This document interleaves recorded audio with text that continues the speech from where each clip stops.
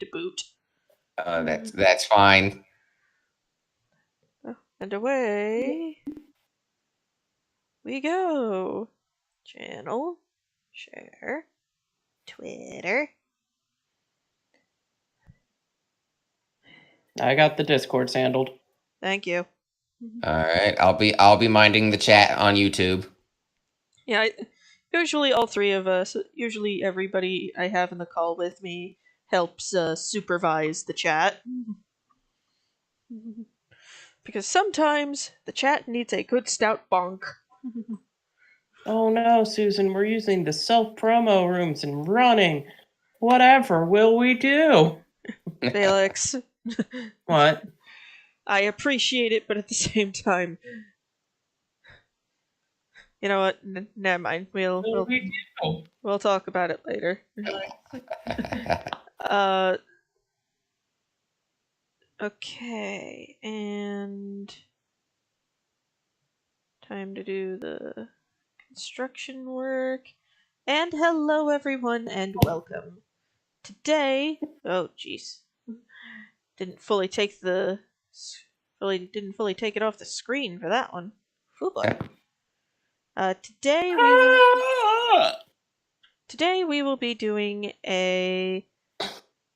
Today I will be drawing a commission of a Velkhana Mamono and her two still human younger siblings.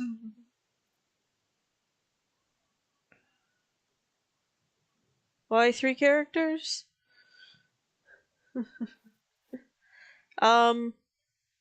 Because they paid for it. Exactly. Why do I have a notification? Ah, there we are. That's why. Moving on. So, apologies for the late start. There was a thing related to a game Felix and I both enjoy that he wanted to watch. I'm so ready. And the general consensus of Felix was, yes, please. Now, please. Yep. So anyways, Now, the Reptile Kingdom does not have a proper Velkhana Mamono at this point in time, but given what we know of the monster, we can make some educated guesses as to what the monster girl would be like.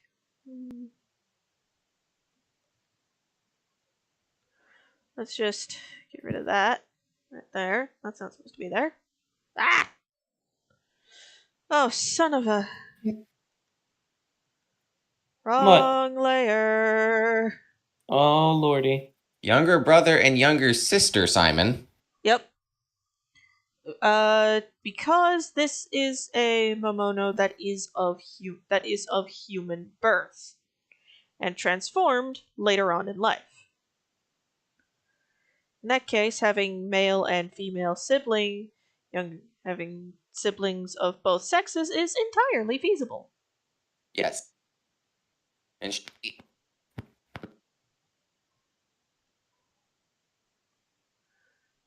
Oh boy.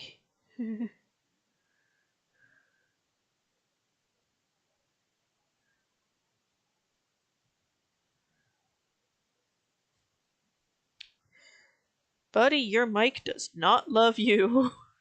Oh, no.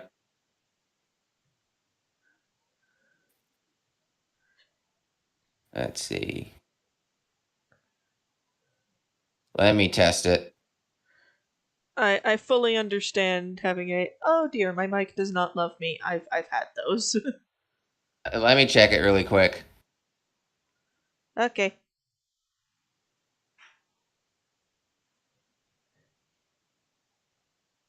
All right, should be working. Test went through. Okay.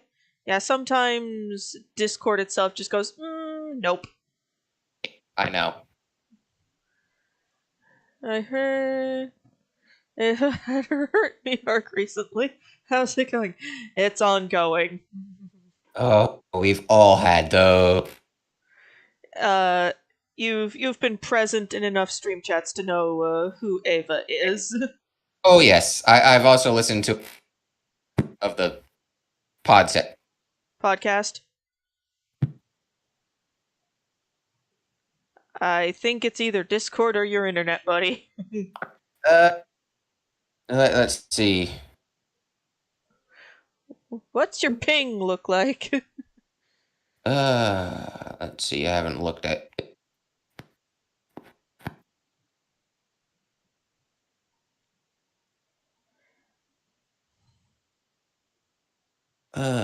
Been a while since I figured out how to get to it. Discord should show you your ping in like a little Okay. like a Yeah, little if you look radar bar over to down the by left. your handle. Yeah, if you look over to the left where it says voice connected, the 3 Yeah. bars, just hover over that. I got 35. That's Okay. actually not bad. Yeah, that's great. I think Yeah. in that case it's just something being finicky. Oh yeah, because now it jumped up to 66. 66 still is not still bad. not bad. It's when Yeah. it starts going into triple or quadruple digits that we start having problems. Yes. So what episode are you to in Dice Sesh, if you don't mind my asking? I don't really have a lot of time to stay caught up, so I'm still in the very early sessions. Ah, okay. But then again, I don't mind spoilers, really. I mean, because that just adds to me, add to the tension of, okay, when is this going to happen again? Yeah, yeah, it's one of those. If knowing about a twist or change in the plot detracts from the changes it from disappointment to tension, changes it from tension to disappointment, something has gone wrong. Yeah. Mumsy, really? We don't ask how Mumsy does these things. What the fuck? The man has gotten a D4 stuck up his nose. Mm-hmm. I've given up questioning things. That takes something to get a D4 stuck up your nose. He was rolling a D4 and a D20 at the same time, and the D4 bounced.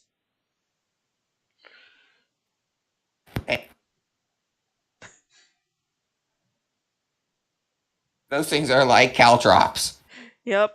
He actually sent me a photo of it before it fell out, of the D4 stuck up his nose before it fell out.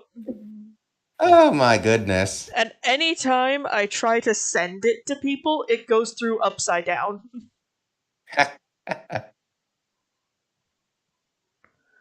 So it's just kind of okay, this is a thing now, I guess.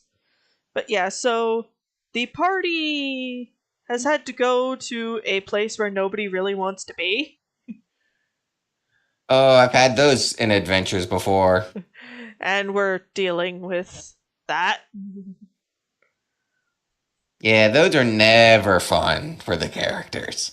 Yeah. Had a few of those in Mad Mage. Oh yeah, Dungeon of the Mad Mage can be. I've heard in my mind, any module can be good. It just depends on how the DM chooses to execute. Yours was more funny. Simply because my whole party, I swear, is made of chaos monkeys, I swear. Sometimes it feels like the Theros crew is made out of chaos monkeys, and then we get an unfortunate guest character to be our straight man, and they've had one too many bananas. Yeah, I'm pretty sure we're 2-0 for turning our guest characters into alcoholics.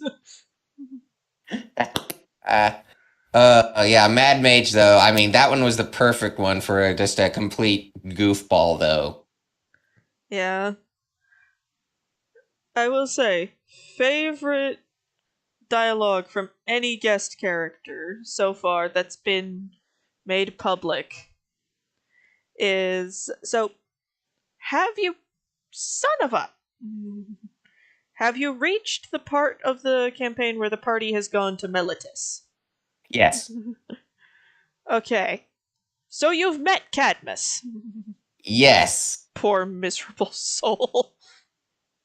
Oh my gosh! I swear, I swear, if he wasn't a guest character, he would actually be as a uncursed version of Mumsy or something.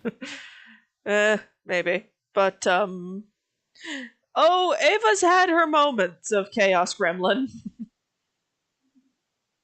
And then Rep shows up, and it's like, oh, okay, everything's out the window. But yeah,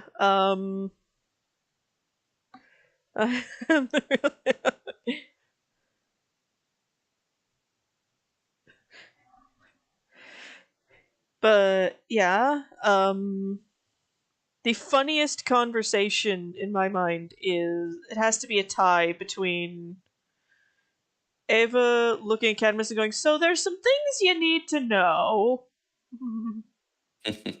That's And- always the prelude to a good conversation. Well, here's the thing. It's not really touched upon very much in the early episodes, but Ava is very technically in line for succession to the throne of Akros.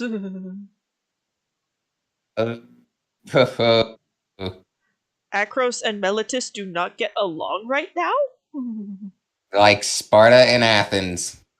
Pretty much. What you need is the Persians to show up. That's I'm pretty sure that's what the Minotaur are technically supposed to be. But anyways, so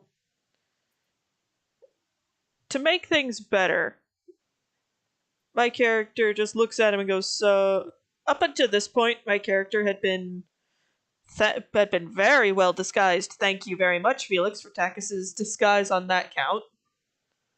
You're welcome. Had disguised Ava as a boy named, imaginatively, Evan."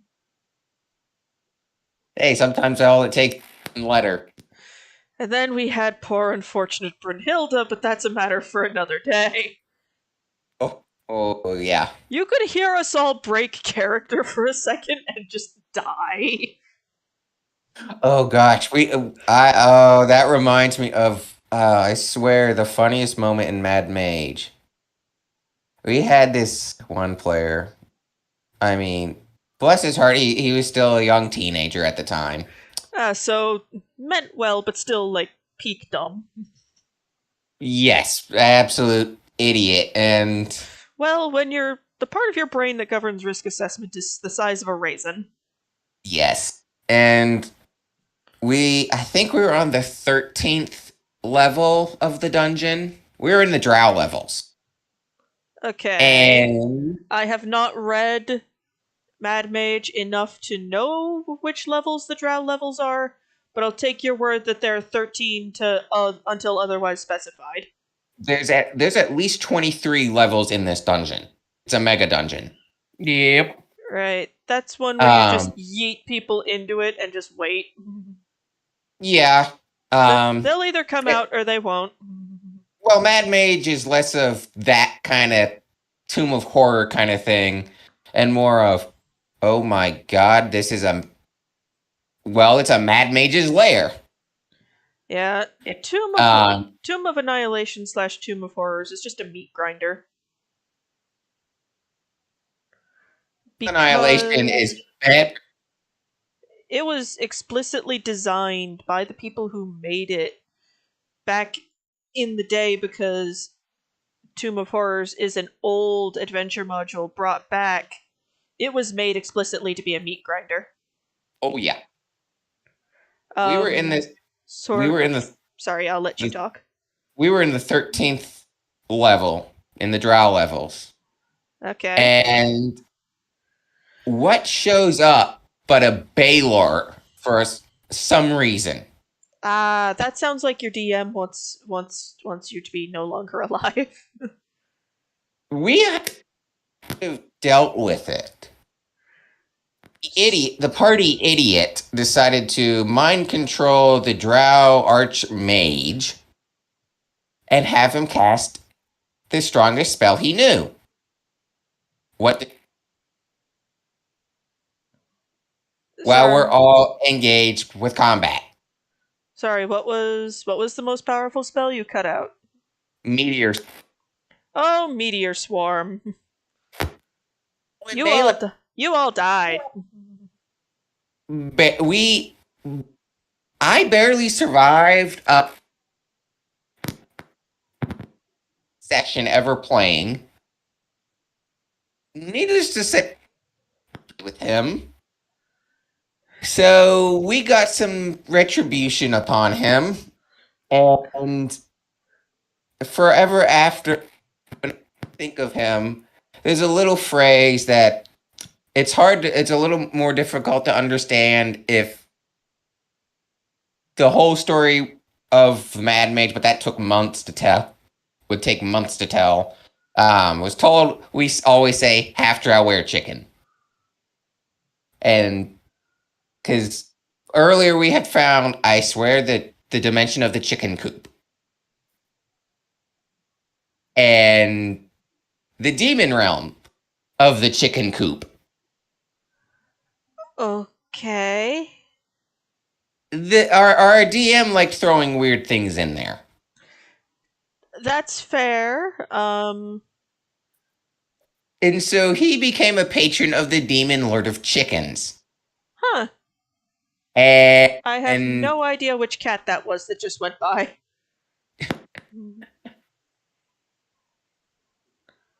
I think it was Gideon? I don't know. It sure as heck wasn't the new one. The new one is Floofy.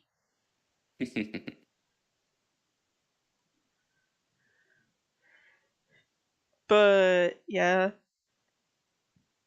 So what My- happened with this character, since he was a patron of a worshiper of these demon chicken, and he got through a ritual reborn as a drow, and Reincarnates a heck of a thing. yes, and ends up as a half drow were chicken. And so That we sounds like comedy. That sounds like something from Fable. it would be, yes. It's even now it's just a running joke in our party. Ah.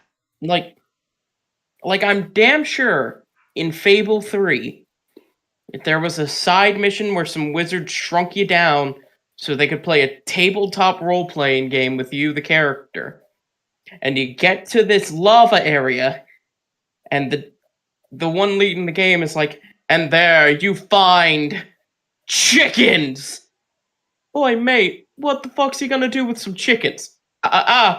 These aren't ordinary chickens. They're demonic chickens! I'm pretty sure whoever wrote the Fable games might have been on something. Well, they anachronist. Well, they getting that acronist. That's what I heard. They have the abyssal chick now, so it's a thing. Yeah, it is. I don't know who's aping off who. Well, it doesn't matter anymore in the grand scheme of things. It matters to me.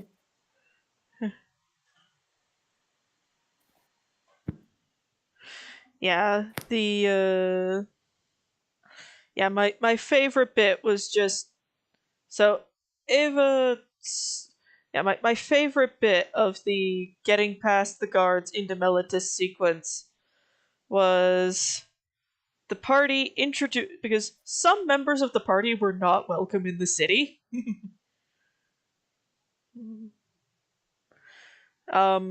My character, due to being an Crowan soldier, I believe also Takis Hi, was right not here. welcome in the Me. city.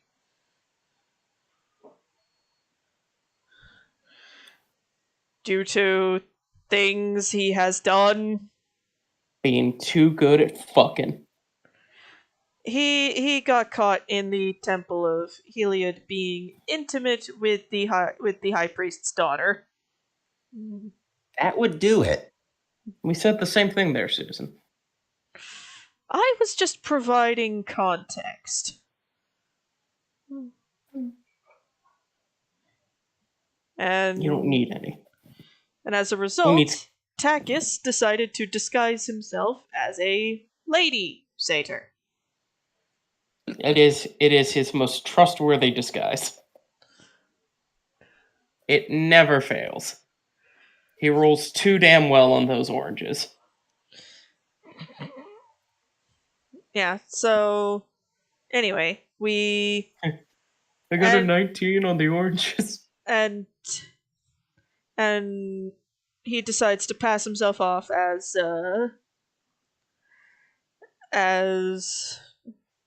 our cleric's romantic partner. Our cleric, who who, God bless him, probably passed medical school due to divine intervention. Considering he's a cleric, that makes sense. We No, he's love- got an intelligence of 6. 5. That doesn't make 5. He is 1 point above sentience. That doesn't make sense. We just figure he's very badly dyslexic.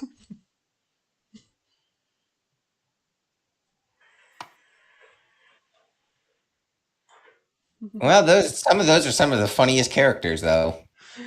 Yeah. As decides to pass himself off as the cleric's spouse.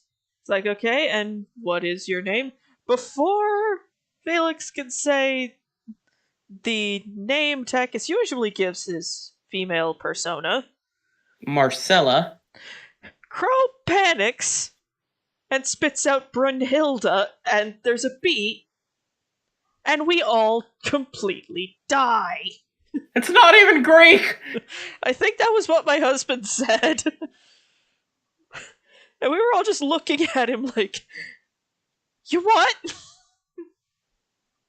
Yeah, the Vikings hadn't shown up yet. Yeah, no. And it's like, Toros, we love you, buddy. What were you thinking? Better question. Were you thinking? Think axolotls. Yeah, that's pretty much what we've... Okay, I think that was Gideon that just went by.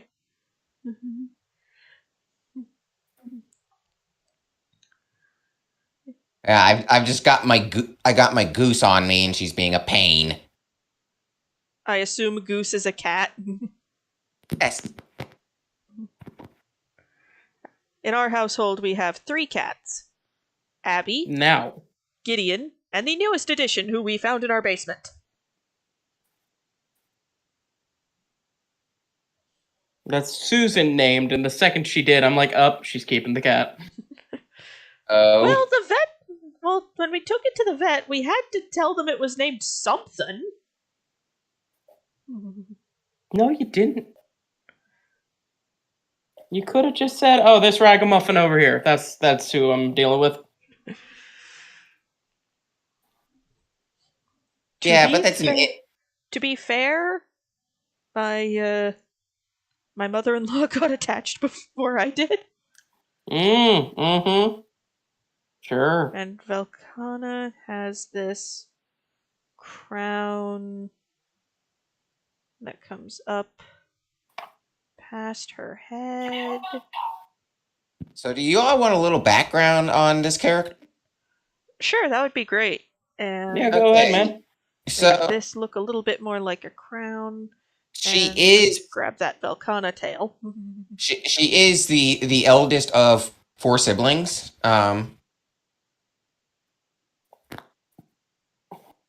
At-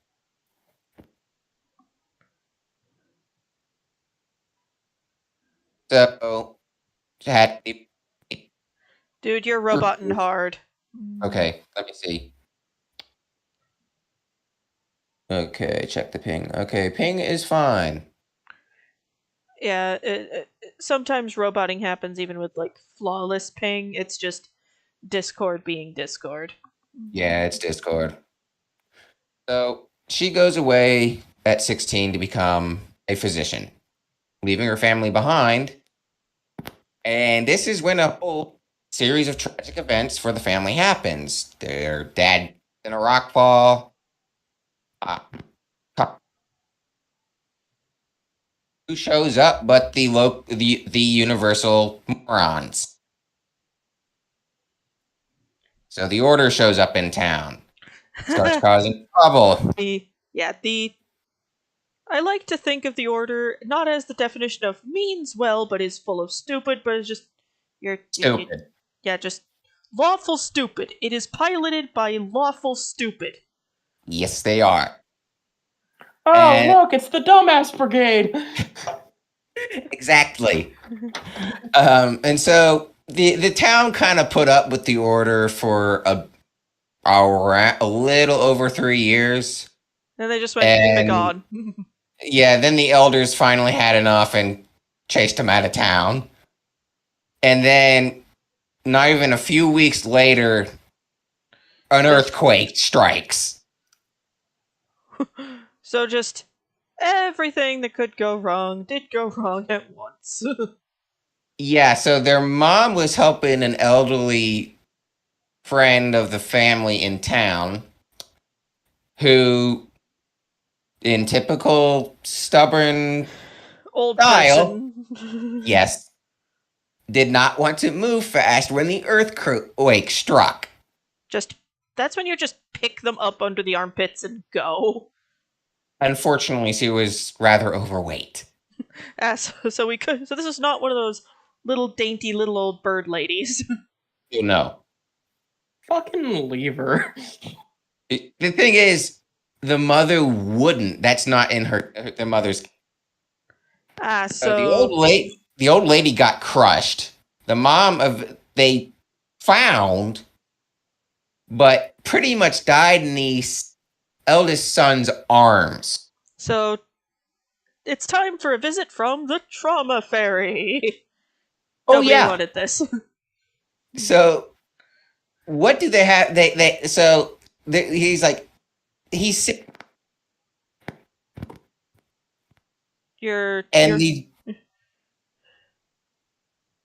Let's see. Okay, Discord should be okay. There we go. Yeah, I'm sorry you keep cutting out, bud. That's fine.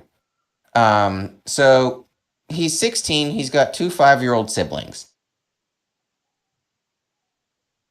He's just lost his last parent. So the elder writes to the physician who's teaching his sister. So she comes back. Only she's transformed. Yes. Now, her monsterization was actually a very, very traumatic experience. As monsterizations tend to be, unless you do them by accident. Oh, even worse. I just gotta grab these. Stupid. She was in the reptile kingdom on her journeyman Residency. journey. Yes. And trying to help create improvements for the hunters for treating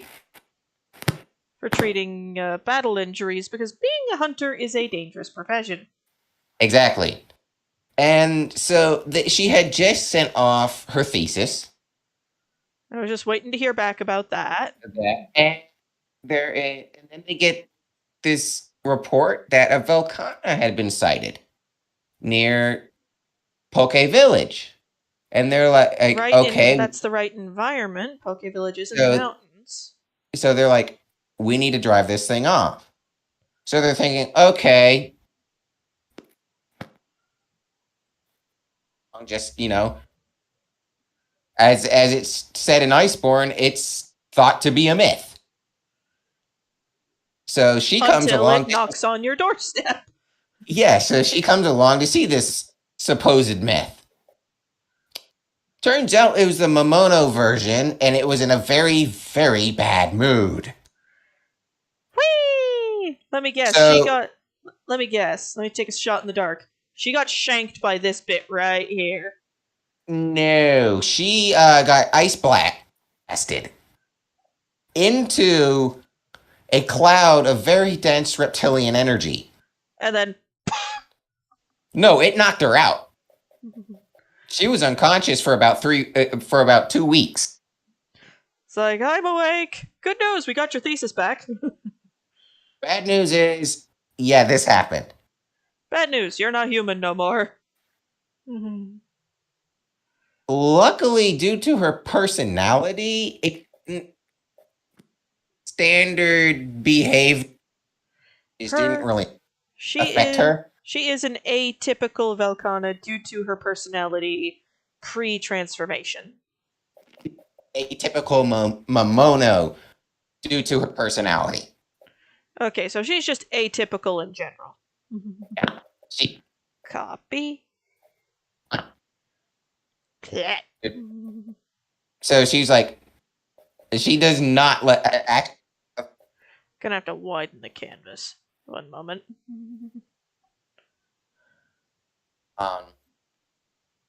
She.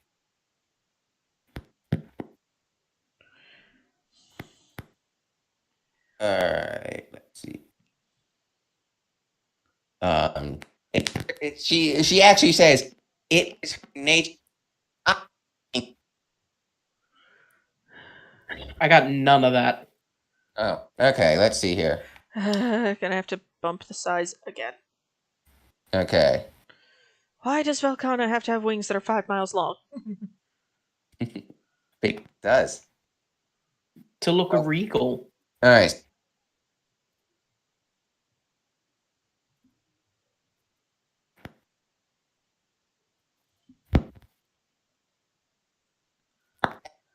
Says her. So, what the Oh, jeez, dude, you less are... than that, Robotin. Yeah. Hard. How about Okay. you just write down what you're trying to tell us, buddy? Yeah. That might help this go a little bit faster. Yep. Like, I don't mean to be a dick, but it's just, I can't understand you. All right.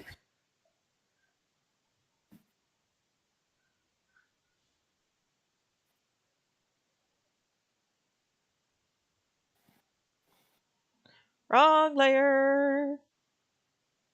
Way to go, Susan. Hey, I don't do that mistake often.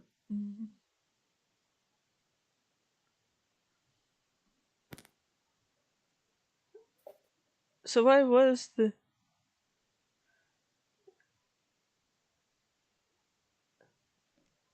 So, according to this,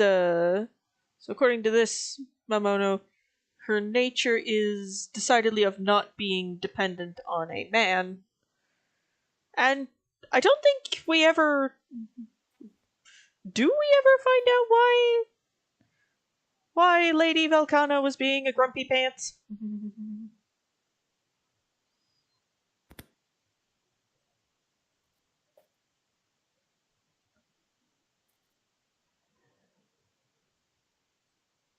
What?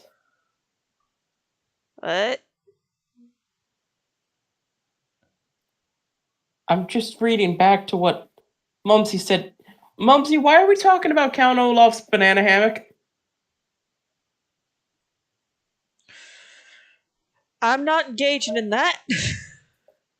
Just, I am. nope. Not today. I'm talking about it. Not today, Satan. Ah, autocorrect.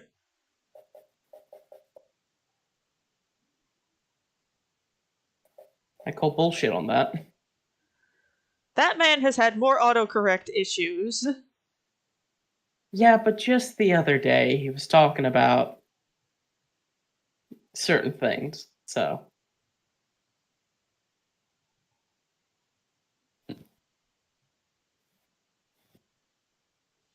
Oh, Mumsy. See Also- why. Also, unless you're typing at fucking light speed, you should notice that it autocorrected something to banana. Mom, Felix, you know Mumsy is not the most observant person. I know, I'm trying to help him get there. Right, so basically her very independent nature translated over regardless of her species. Yes. And then her having her younger siblings to take care of, in turn, lessens the need to have children of her own because she's already having to be... Mom. Yeah. While The her younger instinct brother... the instinct of must find husband and procreate is being temporarily subdued. Yes. While her younger younger brother is off, finding his own way. Doing things with his life. Trying not to die in Rep's kingdom. Yeah, try not to die is kind of the best you can hope for. And try not to attract Rep's attention. Try not to die, and try not to have your pelvis busted. Yes. I feel like getting Rep's attention is a feat. Because I've met the real Rep, and I highly doubt he's going to make a character that gives more of a fuck than he does. Nah, I don't think he's ever gonna show up, except if he is wants to cause a prank or something. Yeah. Keep me That's stuck the only reason Rep shows up in the real world. He's not gonna be like, oh, there's a human. Let's take time out of my busy schedule and go have a friendly chat with him. Yeah, he'll keep me stuck in the desert. Yeah, I do have to say, I love the design of Velkhana without the ice armor. Yeah, Velkhana Del Rey. She looks real good. It is gorgeous in my mind. They really, even if it's the simplified stories 2 render, which is what I'm using for this, because trying to do Iceborne's Velkhana would result in us being here all day and me getting carpal tunnel. Oh my gosh, yes, the amount of ice on that. Yeah. And that animal is so and you specified that she wouldn't have her ice armor on right now. That animal is so rarely without it. Oh, yeah.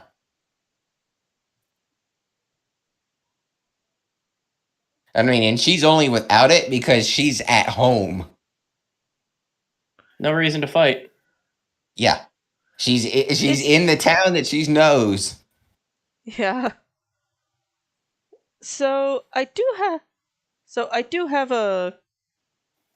Is it ever clarified why the Velkhana Mamono that converted her in the first place was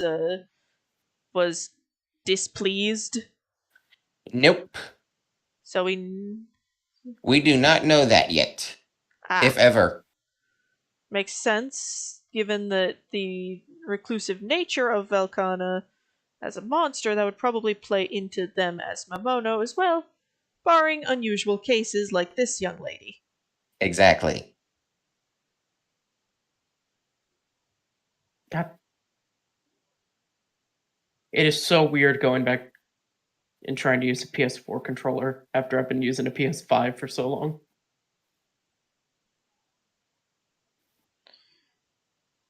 This is odd.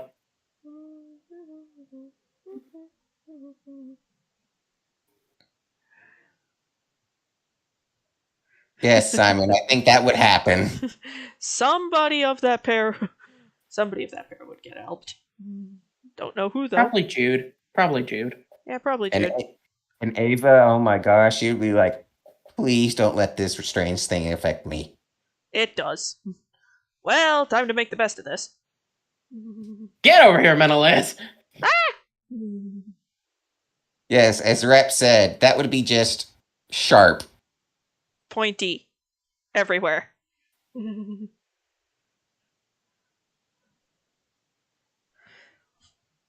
somebody tries to like grapple a monsterized Ava in a fight. Panic. Are you They would. okay? I think It's just that like man's been blended. it's just like trying to grab a porcupine. But there's no safe. Porcupines do, in theory, have a safe end. You just flip them over on their tummies. Yeah. Well, onto their backs so their tummies are exposed. But with this, there is no safe end. No, there is not. I would love to encounter a Seregios in a Monster Hunter game at some point. You can. He's in stories too. Okay, yeah, fair. I just have to get to that point. But yeah, Yeah. the Yeah, play more video games, Susan. Jeez. I would if I had the time. Yeah, isn't that the answer to all of us, huh? Well, I have I a don't know kid, what you. so I got a dog, work, and school. I got work.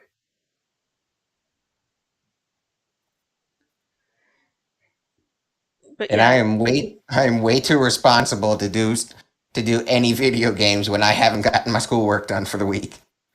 better man than I am. You're a good. Yeah, same.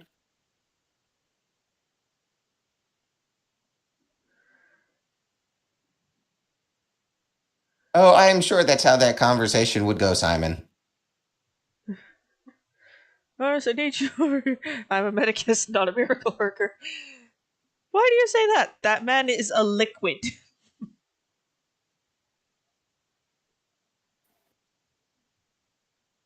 That man has become jelly. And poorly made jelly because he's not setting so good. Oh, yeah. Why? Maybe it has something to do with the fact that you are now covered in knives. Okay, so that's not where my brain first went until you said covered in knives. I thought this was after she had some time with Menelaus. Oh, no. This is if like an enemy tries to like engage her in hand-to-hand combat. Oh, okay. I was gonna say he's jelly. I'm like, oh damn, she did a number on his pelvis then. Yeah, so this is what happens, Ava, when you're covered in knives. Oh. No one scare her. Why? Watch this. Paper bag. That's why.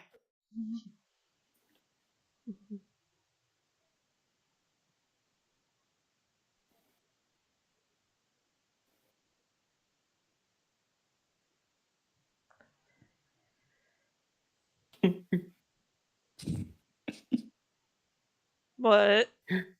Nothing. Oh, Mumsy. Just imagining Ava becomes a Sereji. Takis approaches her with a trumpet, just like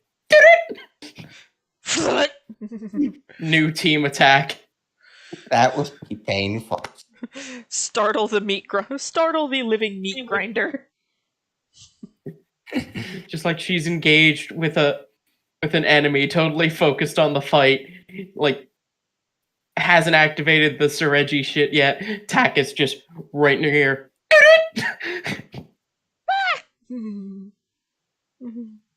Oh my gosh, that would be like a shrapnel grenade went off. Yes, it would be like a frag grenade went off. That's the point. Yeah, Yep. and Takis would be in range too. It depends Takis on has if got some. yeah, Takis has got some bullshit. He's like, I'm okay. You're bleeding. Yes, but I'll live. That guy won't, though. No, that guy's got a couple thousand scales embedded in him. All part of my master plan. What you see.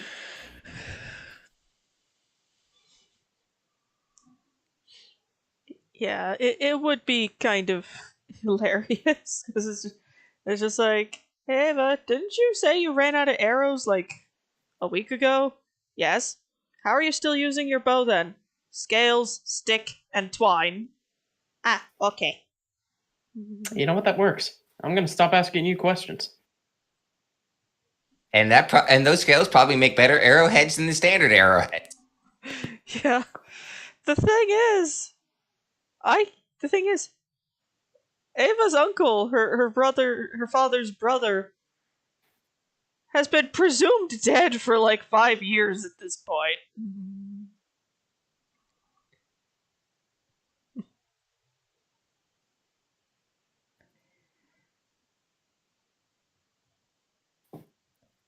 I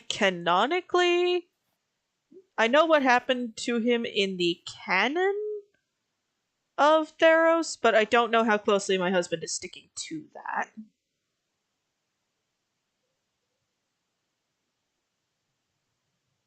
I don't know. I know he's sticking pretty close to the bit with Daxos.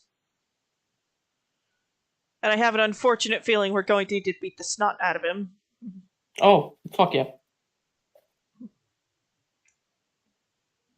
As do all parties when you get to later levels. We're like level 9.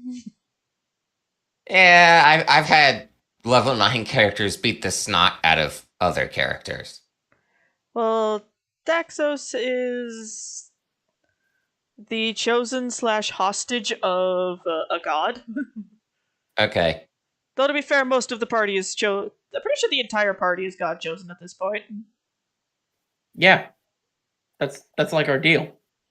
All of us have a god in our heads. Some of us have more than others. Where do you think god shit comes from? It's because the gods are so involved in our nonsense. Yeah. That should be the name of our pod. That should be the name of this campaign, by the way. God. Instead of just a Theros campaign, it's just god shit. Subtitle: a Theros campaign. Why is it called that? Look at how often the gods get involved in our lives. Look at how often Takis says it. There should be a little counter of how many times Takis has said god shit. I think Look at that. that number Gotcha. would be easily 300 by now, at least. Yup. Oh, look at that. God shit. More god shit. I think my player. Yeah, Aslan doesn't have a god right now, but that's because Aslan used to have Heliod as a god in his head, and then he told Heliod to go fuck himself. And this had consequences. It would. Technically, he survived getting smote. technically, Aslan has a god. Huh? It's more like a warlock patron deal than a god deal, but technically he has one. He's not gaining any powers from his deal with Athreos, though. No, but still, Athreos is meddling. Athreos gave him a job, a very it's a job that is both very open-ended and has a very precise timetable. It's like, find these people who escaped me within a set amount of time. I imagine Athreos will at least help him on that a little bit. Yeah, it's just like, look, we're gonna do a Cuphead deal.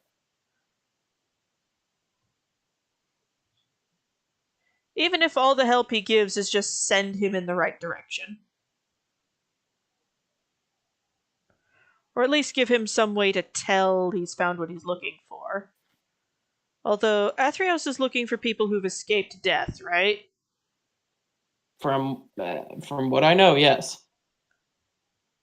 Oh look, now we have 2 reasons to go beat up Daxos. Oh look, we have a second reason to kill Fenax. He's a god. I think that'll be a bit more difficult than it should be.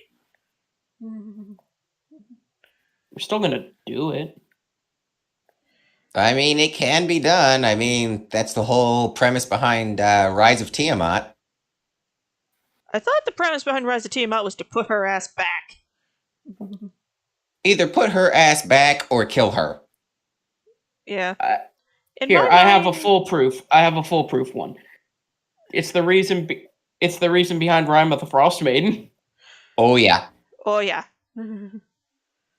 That's literally kill a fucking god. Is that enemy a full god? Yes. Aurel, yeah, she is a god. Ye- Uh, and yes, Phoenix did escape death. He is considered to be the first of the returned. And also the god of lies. Yep.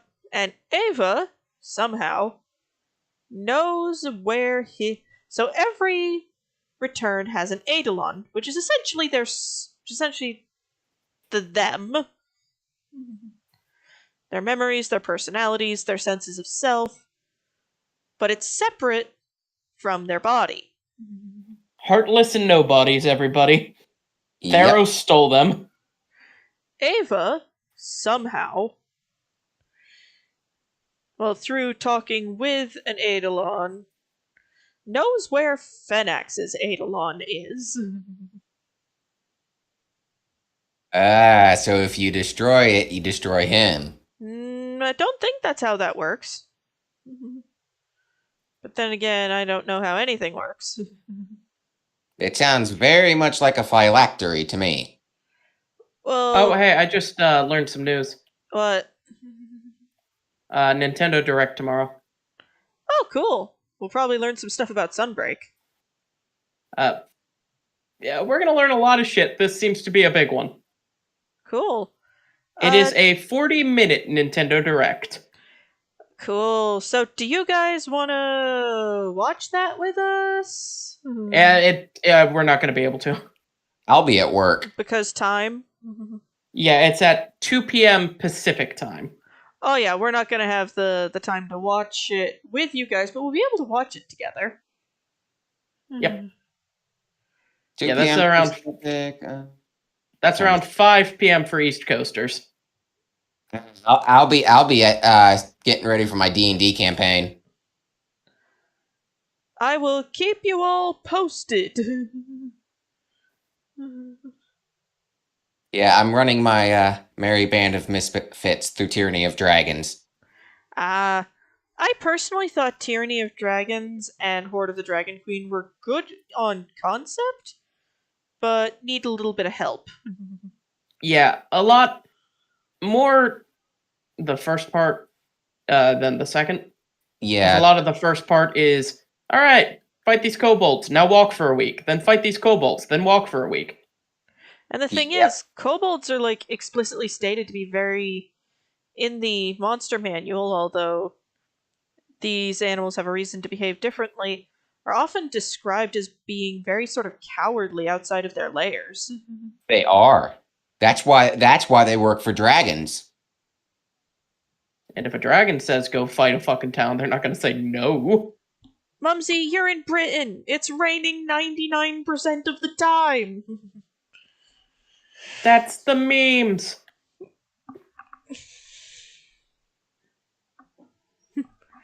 Or you're I down where I'm will- at. I shall return.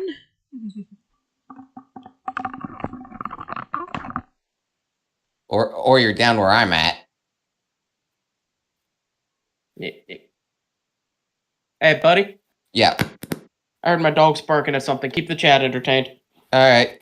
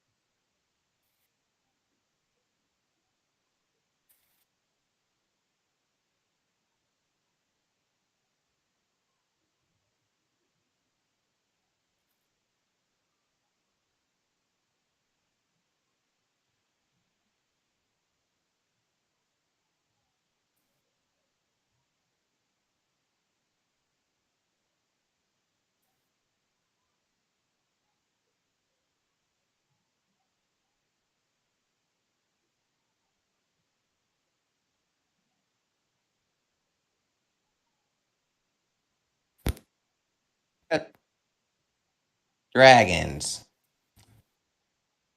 On the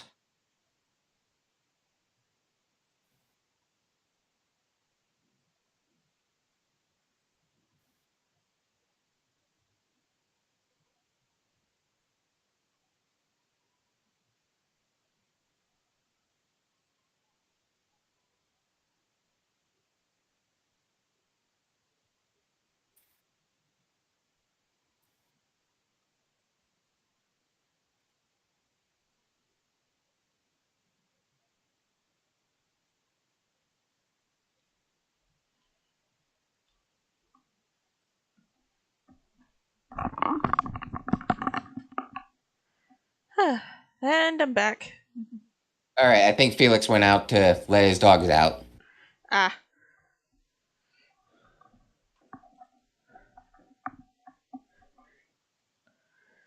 But yeah, if I do ever run a Horde of the Dragon Queen thing, I'm definitely going to be tweaking it very heavily. I've already Fortunately, done that. yeah, I was going to say, fortunately, Fizzbands has come out, which helps a lot in the tweaking. Oh, yes, it does. But the Sorry, you were saying?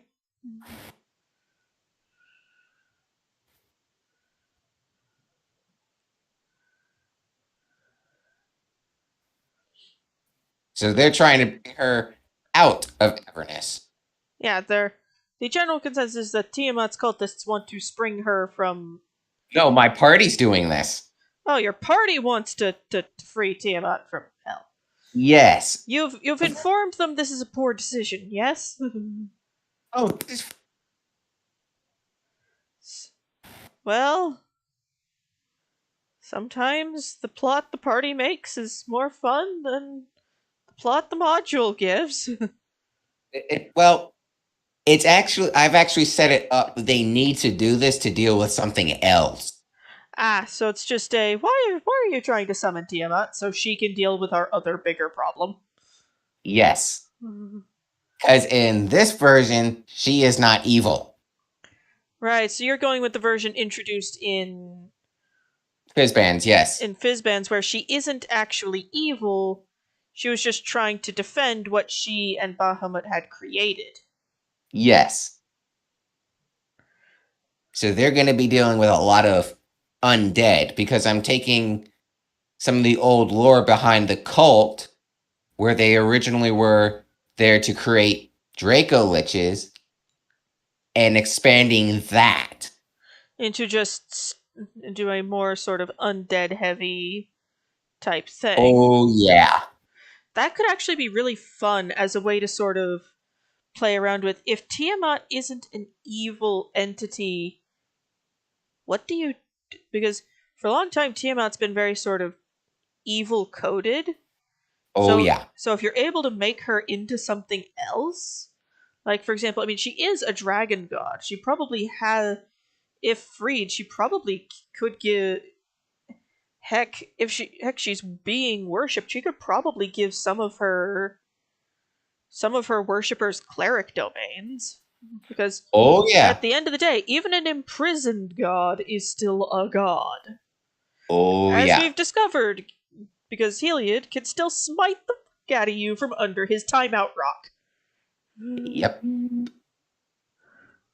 Plot. Oh, yeah. The plot the characters make is very off.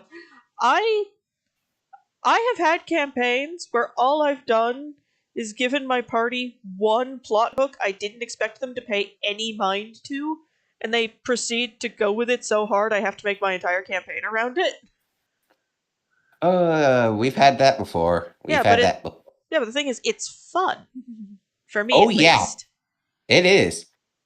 But yeah, I do think it's interesting the way you're going with this. Like, Tiamat is not an innately evil goddess. She was just trying to protect what she and Bahamut had made. Yep. And then their dad put her in timeout. It's like, And forgot to take chill. her out. Yes. Well, got killed before he could take her out. Take her out of the timeout corner. Yeah. Yeah, that could pose very interestingly, because then you have... Of course, this begs the question, what does Bahamut feel about all of this? Does he want his sister free? Does he want Oh, his...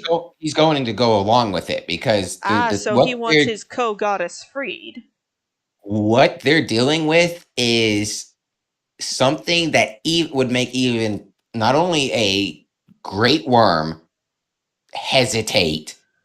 It's probably close enough to make a god to hesitate. So That's you're what they're dealing dealing with. this is a bigger shitstorm than we thought we'd ever have to deal with. Somebody please take the chromatic goddess out of the timeout corner. Yes. Like, And I mean, now, they're going to even have to help Tiamat with this, with her which is coming... how bad with how bad this thing is that's waiting in the wings is. Times. Give it a minute. It'll get itself in order. Alrighty, there we go. There we go. It's figured itself out. It has gotten itself together. Knock on wood. Yeah. But yeah. I do...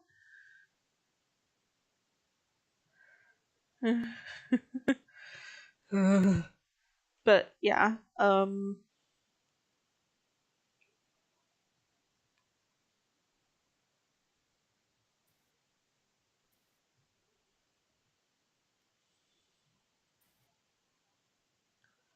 Yeah. Yeah, that does, because then you get to have really interesting points, like potentially fellow...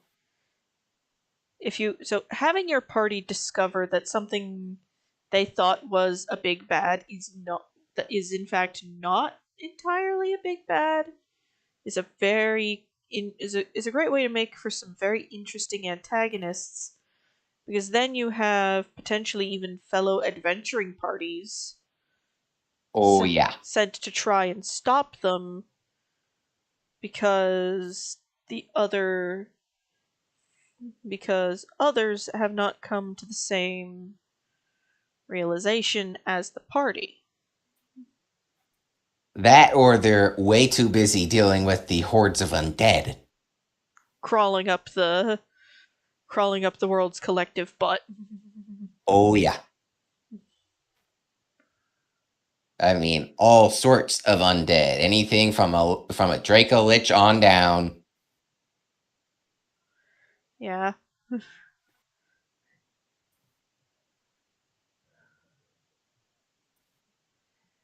I do like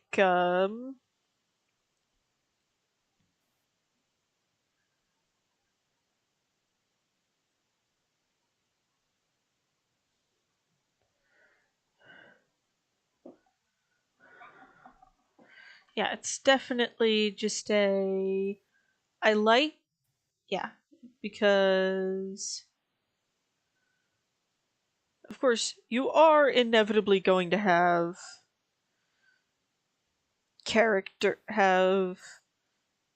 some sort of lawful stupid paladin after the party for no proper reason. At some point, yes.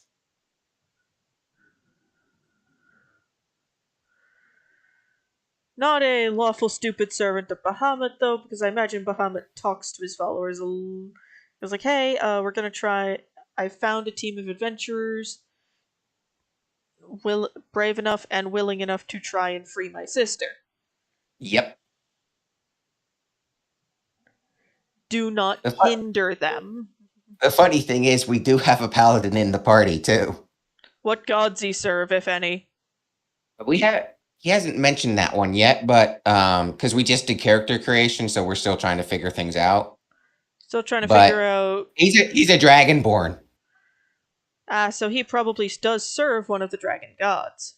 Yes. So he's like, okay, I have this word I can contact. Yeah. Still, it is kind of hilarious, because a plot point I would wholeheartedly introduce is just the party at some point picking up a lawful stupid paladin that's just following them around trying to get rid of them. Yep. And the party's just like, really, dude? Really? Did you leave your IQ at home? Lawful stupid. Does that mean that neutral stupid and chaotic stupid also exist? So, lawful stupid is D&D shorthand for a character or player who overdoes the idea of lawful good. Well, it's the old way of playing paladins from first edition. It's the way those books were set up. Yeah, which is so lawful good, you might get in trouble with your god for not arresting the party's rogue. Exactly.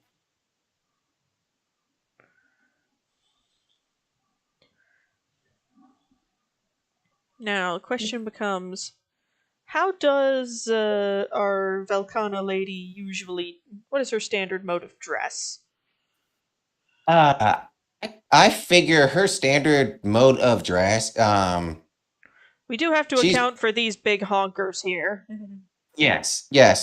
She'd probably wear more of an open back dress. Okay, so those usually have a halter style neckline. Yes. And then broadens out.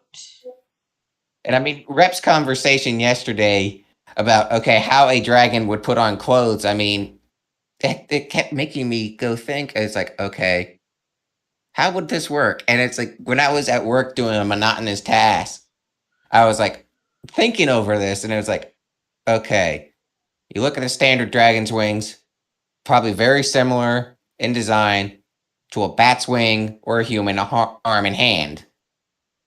That's a good range of motion there. They can easily just tuck those in and get a shirt on, probably. Unlike a wyvern. Yeah. A wyvern wouldn't be able to do that. Yeah, because a wyvern, you've just straight up replaced their hands. Yeah. The A drag... bards are very rarely portrayed as like actively rule breaking, just horny. Oh yeah, we had one of those in Avernus. He played it to the T. If the rest of the party's okay with it, a horny bard can be funny. Oh gosh, he was funny. Yeah. And chaotic stupid is just somebody trying to play chaotic evil and being bad at it. Or trying to play chaotic neutral and being bad at it. Yeah, just, you're dumb. Please stop. I mean, our bard fell headfirst into the river Styx. Did this result in the bard having to make a new person? He got his memory wiped. Ah, was he still useful? Yes. Ah, in that case, I imagine the party just kind of kept him. Yep. I have a character who's going to be dealing with some memory loss when reunited with the party, so that's going to be fun for them to deal with. Ooh, yeah, those are always fun. So basically, the character... We came under attack by some ankegs, you know, the big goth bugs. Yes, the big bugs. And due to my own stupid, I will own that until the day I die. My character ended up being unconscious and her body taken away. Ooh. Basically, she did perish from her injuries, but a local dabbler in necromancy found her and raised her from the dead. Ah. It was not perfect. She lost some of her memory, but she still has all of her intelligence and prior abilities. Ah. Basically, this is my husband getting to toy around with the idea of Dompiers, Ah, as they're shown in the Von Richten's book. okay.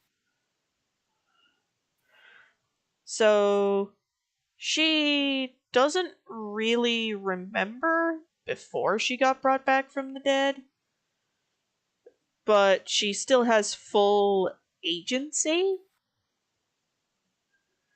And the fact that the necromancer that brought her back to life isn't a very good one.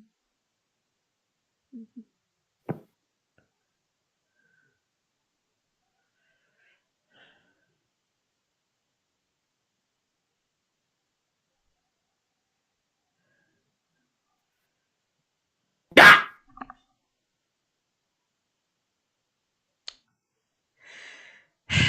You can't see I'm it, back. but I'm raising you the middle finger. I'm back. Welcome back, you little shit.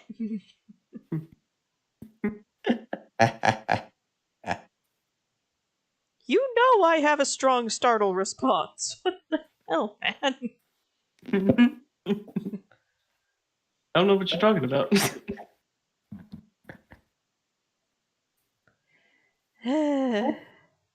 Anyway, so we have progressed to the point where we are dressing the Velkhana.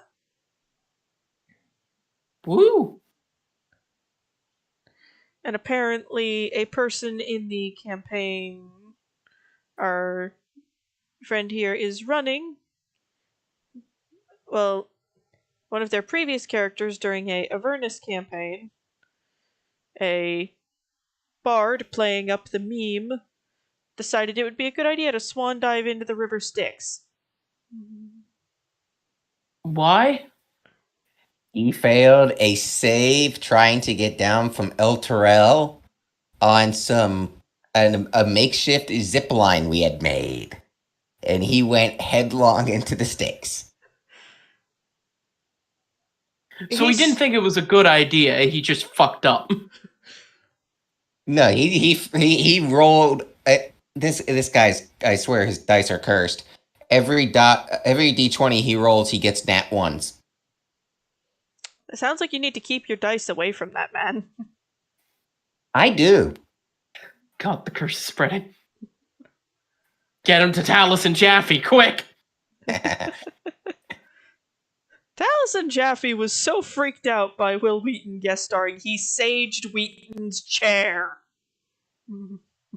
Yeah, I remember that episode. That was funny. Oh, Felix, you scared Mumsy and he hurt himself again. Aw. He bonked his head on a cupboard, apparently.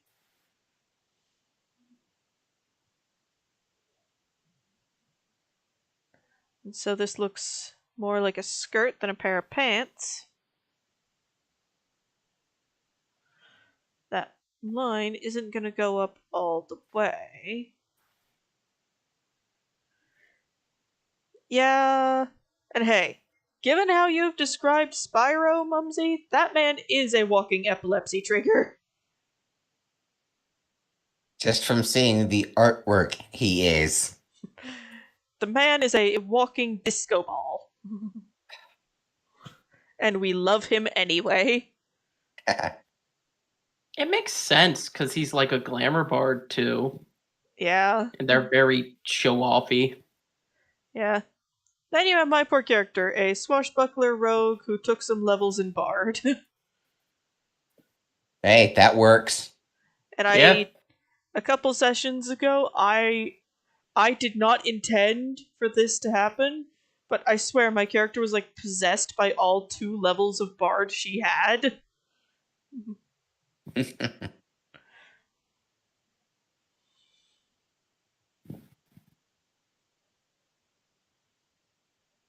That's how it goes. You take it 2 levels in one class for just one specific thing, and then you find out later down the road, it's like, oh, I kind of need this. Well, I wanted to get her to a certain level of... I realized that her having a certain level of rogue would be really, really handy.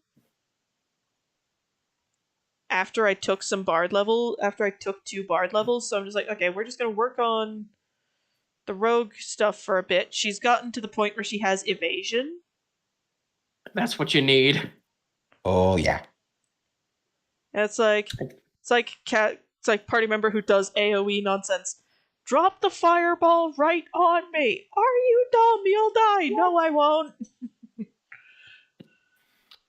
Bitch, please, you can kill me with a paper bag.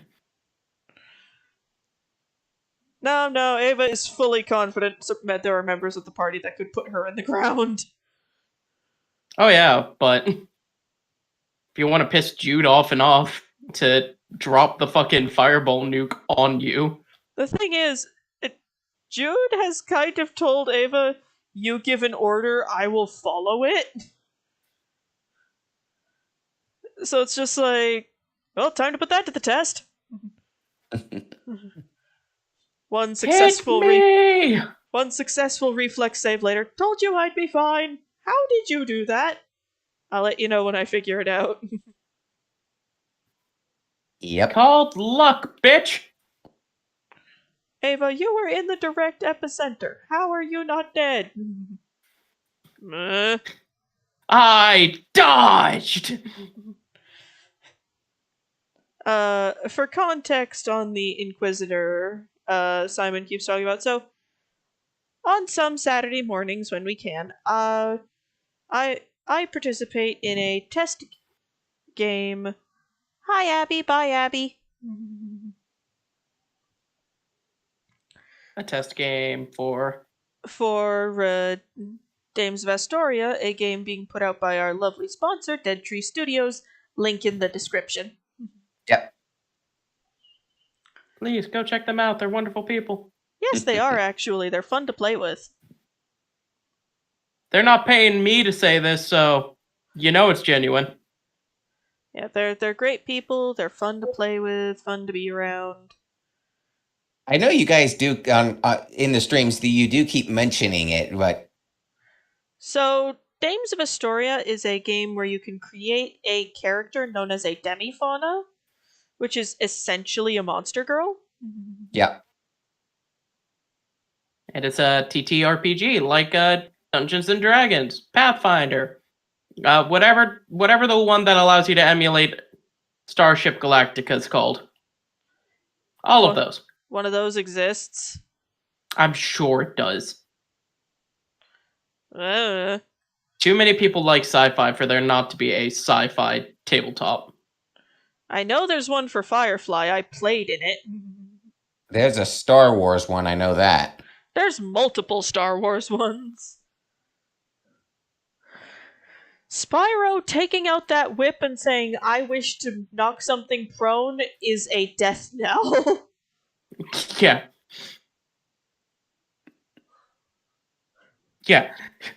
Spyro starts the turn with, I want to knock him prone. Lava immediately rips up a character sheet. Well, Bit's probably gonna die. What damage is he doing with that whip? He keeps 3d10, but every time he whips it, he crits.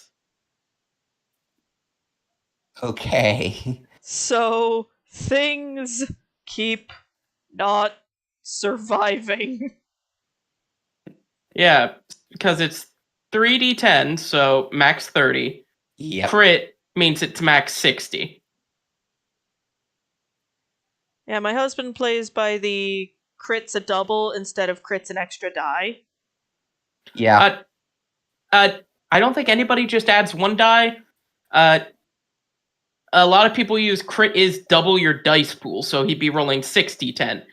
But there's still a chance for him to roll 6 ones. Oh yeah. On a 6d10 thing. Yeah, it's better just to double it. Yeah. Yeah, so he keeps critting, and as a result, things keep having their heads pop off. And poor Spyro is quietly horrified by this development. Because poor Spyro is a fucking pacifist. He's not a pacifist, he just would prefer the non-violent solution to our problems.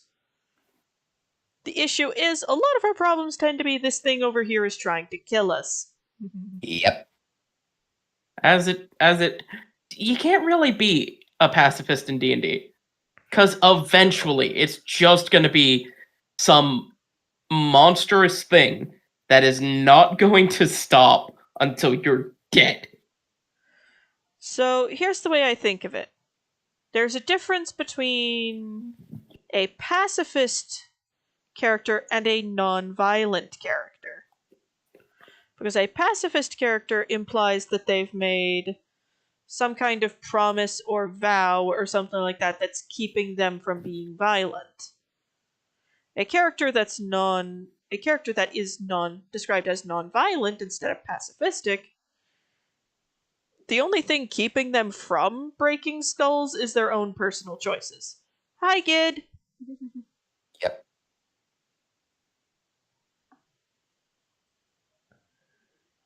Yeah. For example,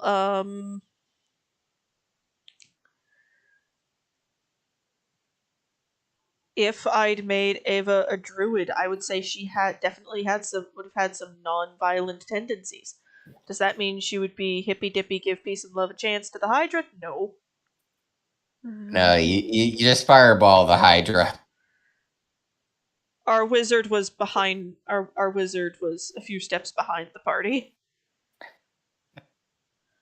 Yeah, the Hydra was not a good fight. We had to get our healer was in a coma. Ooh. And to cure them, we needed Hydra blood. So Okay. my character, who is long suffering at this point, Who is long suffering and needs antidepressants and a hug. yeah, was just like, nah, I'm not losing a friend. So he just sets off to go find the Hydra. He's not gonna fight it. He thought if you could like find the area where this fucking Hydra lives, a lone man could go sneak around, see it, and go, and then go get everybody else. Spyro did not get the memo and decided to go follow him. Yep. Casting message to let Jude and the others know where they were going. Yeah. So we had the two bards. Who are Glamour and Swords? Yes, College of Swords. I find College of Swords really fun. We have two bards who are Glamour and Swords colleges, respectively. Who were what? Level 6? Yeah, around there. Just going out on the town looking for a fucking Hydra. It finds them. Yeah, it finds us. That's where the plan starts to go wrong. No plan survives first contact with the enemy. And then we find out that our DM has homebrewed the Hydra, which Hydras already have the wrong CR. They're already Good morning, nasty, darling. yeah. It is 11:52. How are you, darling? Yeah, already nasty. This one already has 9 heads. And one of the heads can spit lightning. Ouch. Yeah, so we're fucked. It gets one turn, and it takes both me and Mumsy's bards down to -2 death saves. Oh. Because it takes us to 0 and then hits us one more time. Ouch. The party arrives in time to I'm already witness- rolling up a new character when everybody else shows up. The party arrives. God bless Jude. Jude did some sort of Phenax teleporty shenanigans to get our dear bard boys out of direct harm's way. Yep. And then Ava just goes, fuck this, I'm a shielder class from Fate now. Yup. And just holds the line. Pops the goddamn Fucking Irose's bulwark. I did not expect that to work, by the way. And just sits there and tanks 3 turns from the Hydra. Not 3 full turns, I just tanked a full volley of attacks from it. I think you tanked more than 1 volley. Basically, Ava tanked it till it got bored and wandered off. And then promptly passed out. After something like that, oh yeah. Well, here's the thing. What the shield was doing was, I'm pretty sure its strength relied on her hit point pool.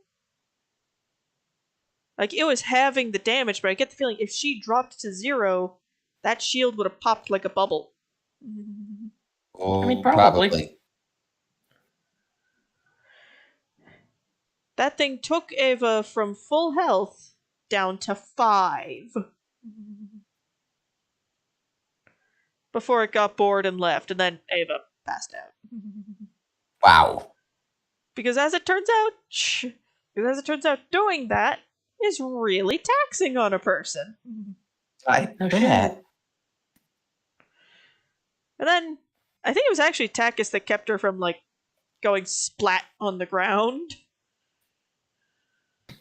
I think so, yeah. Yeah, Takis caught her as she was headed for the ground. Just sort of went, and we just kind of gently set you down. And now I'm going to sit here and hyperventilate. Because I nearly died. I just saw God. And Well, not you're- in the way I'm used to. Yeah.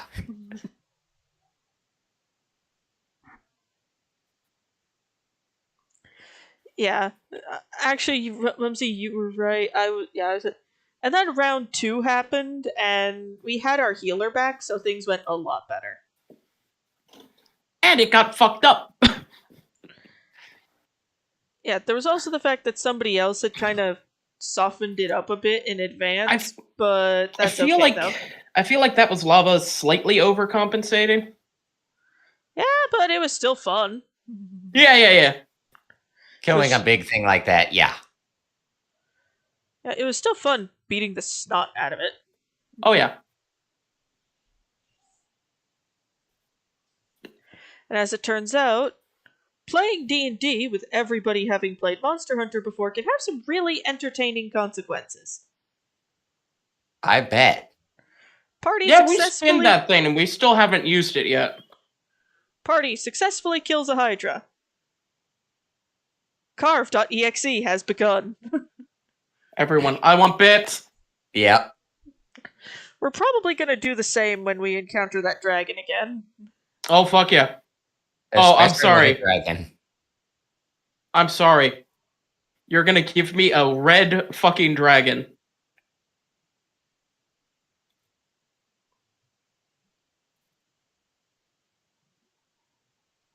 You're gonna give me a fucking red dragon, and you're gonna sit there and tell me I don't get its fucking wing membrane, its claws, its fangs, pop out one of its fucking eyes and wear it as an amulet. Yeah, everybody in the party is just like, we want to wear that thing as a hat. Yeah.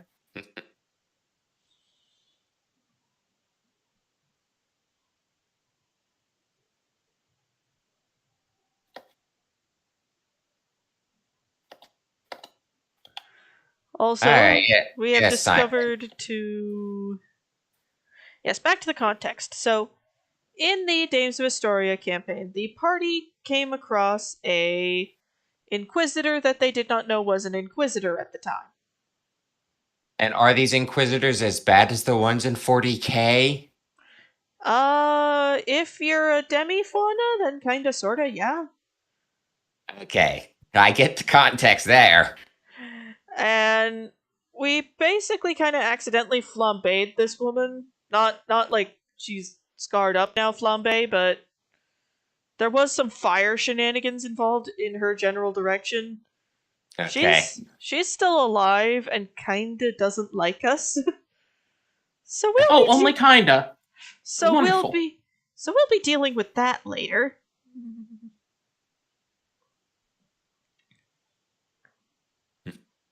Hey, interesting plot point. Yep.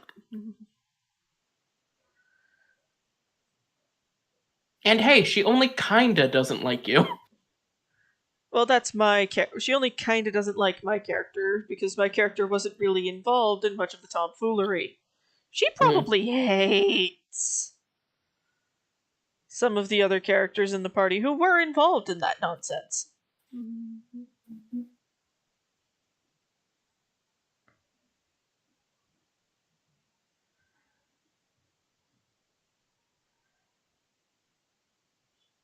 It's okay, though. Currently, the party is now channeling their inner anarchist to try and put together a recipe for explosives. Sounds like fun. We're trying to collapse a cave. That reminds me of another Mad Mage story. Oh boy. Well, my DM, he's been playing since first edition. So he's got a lot of the old magic item books. Some of those will go with you. Oh yeah, he's got some things that have like what we found. It was like on the 3rd level of the dungeon. We didn't use it till I think it was the 6th or 7th. It was a 20th level delayed blast fireball suspended in an orb of timelessness. So you have a grenade. No, we have a nuke.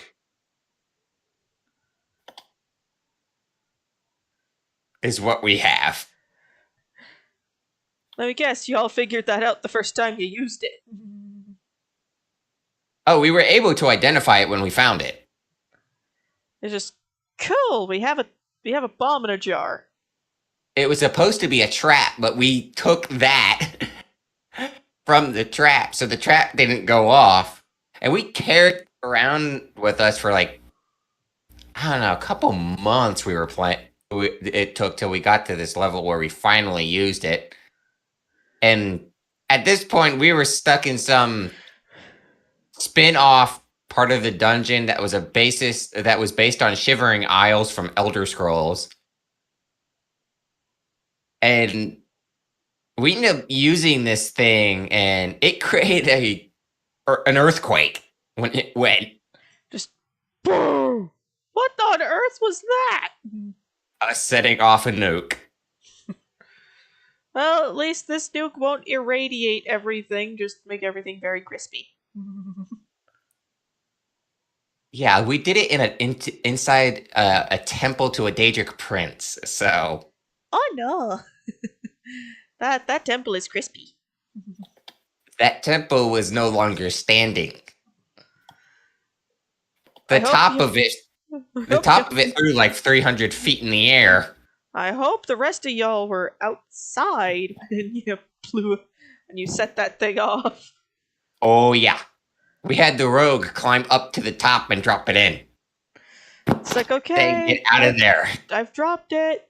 Now book it.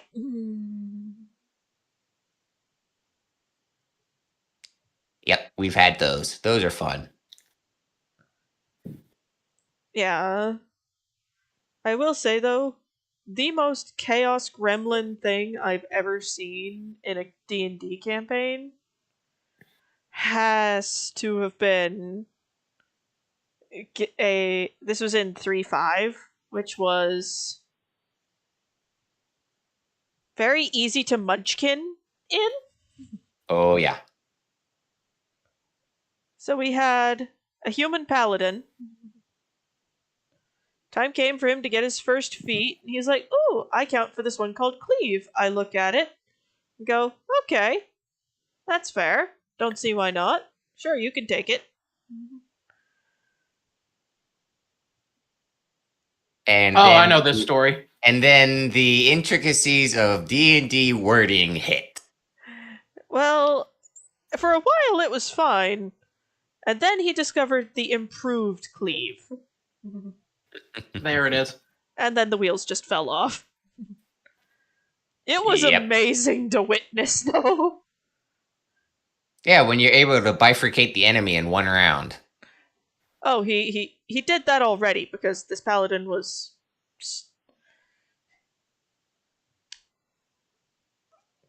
This was a very.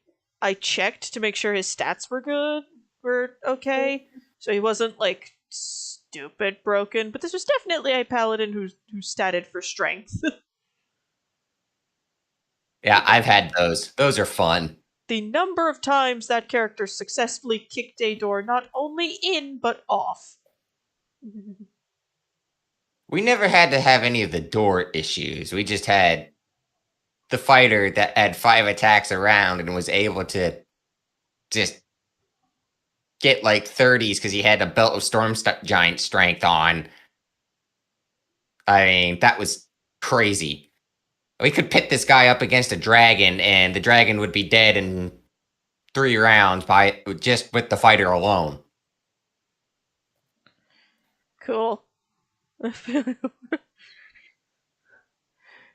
Yeah, that D&D party was stupid fun, and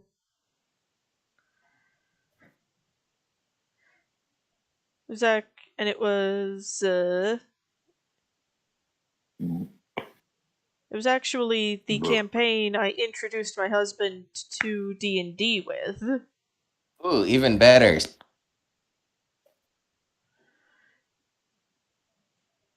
Basically, he saw me looking at the monster manual before class started, and he's like, "Oh, what's that?" And I'm like, "Can we talk about this over lunch?" Do you have a couple of hours?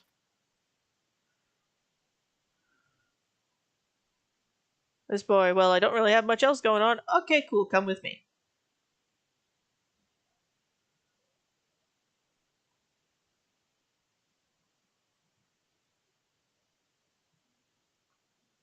Yes, Mumsy, we had a tactical nuke incoming. Yep. And from the paladin, we got some of our best comedy. Oh. Well, our paladin was a very sheltered lad.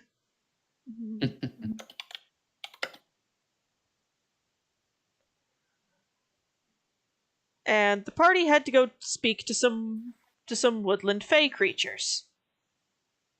Okay. Talked to the dryad, no problem.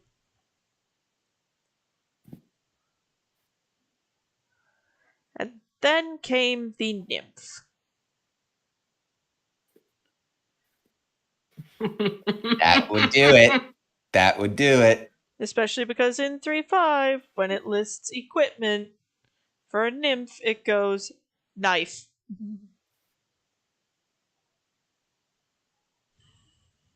Yep. No other equipment.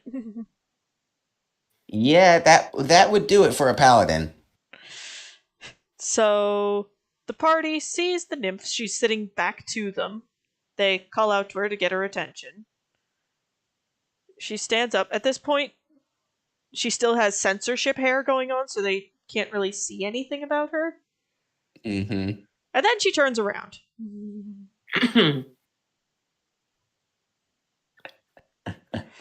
Paladin forgets what words are.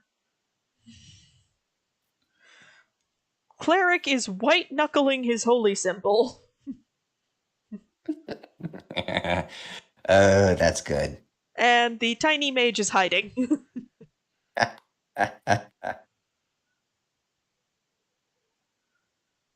They got the answers they wanted from her and went on their way, but it was quietly decided that they would not speak of this.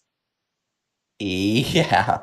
And then somebody, the mage, told the bard that had been following the party around. And the bard wrote a song. The bard wrote 2.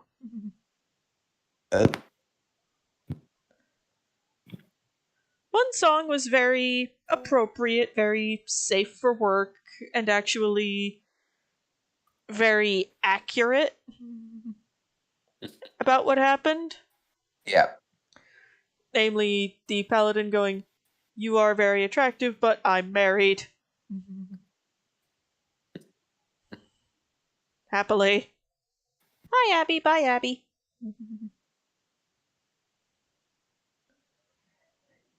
In the other one, the paladin is not married.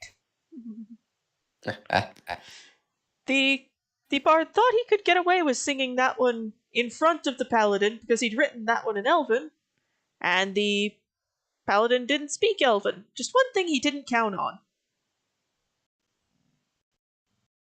Someone else spoke it. The cleric did. Oh. I mean, the bard really should have thought of that. I mean, the cleric was an elf, but sometimes the urge to chaos gremlin strikes you.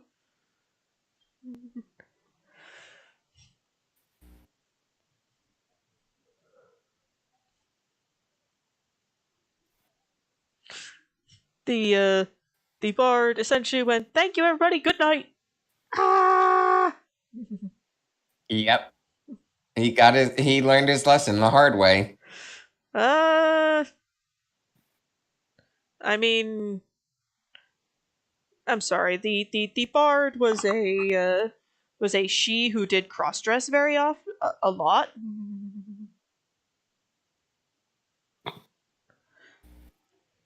So our little now the bard did do one thing that I don't think the paladin ever let her fully live down, or will ever really forget.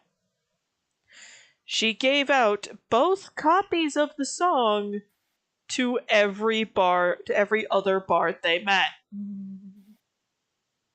Oh. That paladin.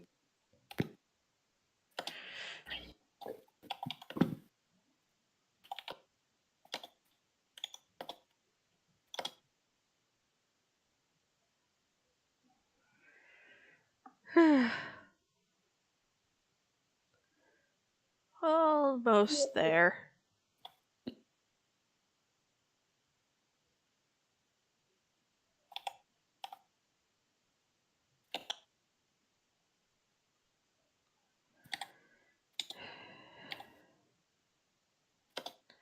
Pick monsters with simple wings, they said. It'll be great, they said. No, I had to pick Velkhana.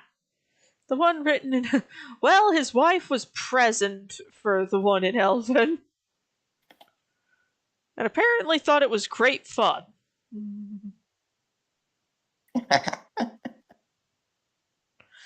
Much to the paladin's dismay.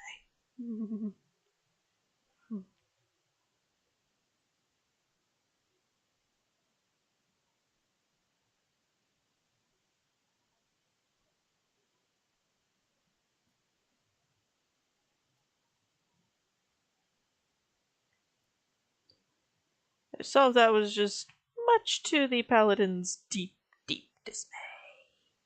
Oh, I bet. But fortunately, we were all able to form all the party members were able to form a steadfast friendship.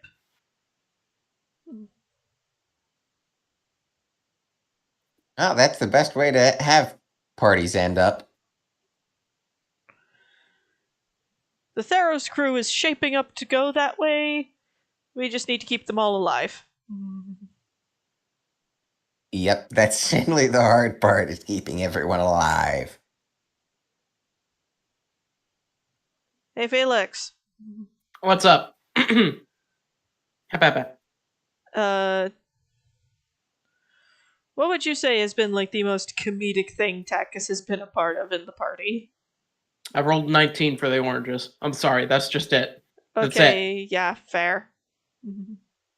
If you ask me what is Takis's most funniest bard moment, I rolled a 19 on the oranges. Fair. Yeah, and also, sometimes you discover things about your character. Like the fact that apparently if my character is having a dream about being in combat, she does start punching people in her sleep. Yes, she does. Let me guess, Takis got punched. A couple times, right in the eye. Lava made me take a point of damage from it. Of course, Ava woke up, saw that. Did she ever dress up as a if she did, I don't know about it. I'm fine with my players pursuing adult relationships. I, as the DM, don't need to know the details. Exactly.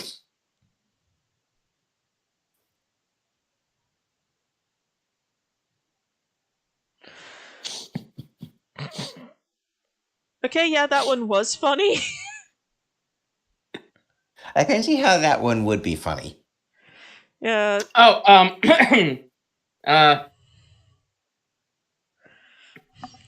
Takis' girlfriend got turned into a magical sword after a lot of things. And Mumsy came up and just started knocking on the sword. Takis pulled it away and goes, "How would you like it if I knocked on your wife?" And then just quiet silence. And just everyone's just like, oh dear. Yep. Then we all just started laughing. You have that moment of, oh, and then, yep, it's funny. We'll meet back here. Let's shoot. It's especially funny because from what we know of sendings, Spyro's wife is a bit of a spitfire.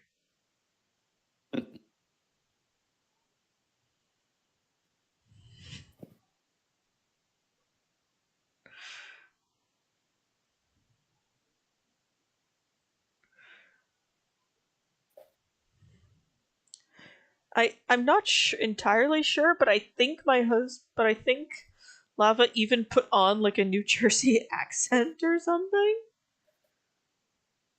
Or something very similar sounding for when he was doing her voice. That must have been funny. Yup.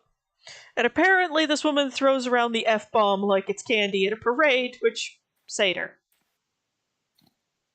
Yeah, that kind of explains it. And Ava is dating Cadmus's cousin, who is on Which, who is on the Meliton Council of 12. which drives him to drink. Ava's existence in his city drove him to drink. The fact that she's also boinking his cousin is what just makes him reach for the hard stuff. The really hard stuff. Yup. Apparently, after that conversation, Cadmus found Menelaus and went, "What is wrong with you?" But nice. But also... It's like, I understand, because Ava does have above average charisma, so she is on the attractive side.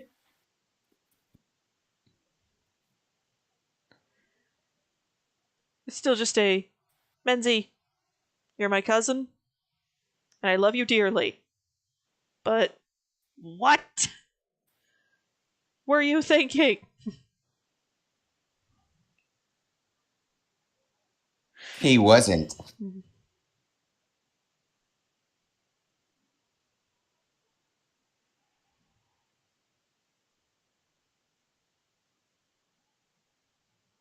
Oh yeah, that's right. Spyro has a kid he hasn't seen yet.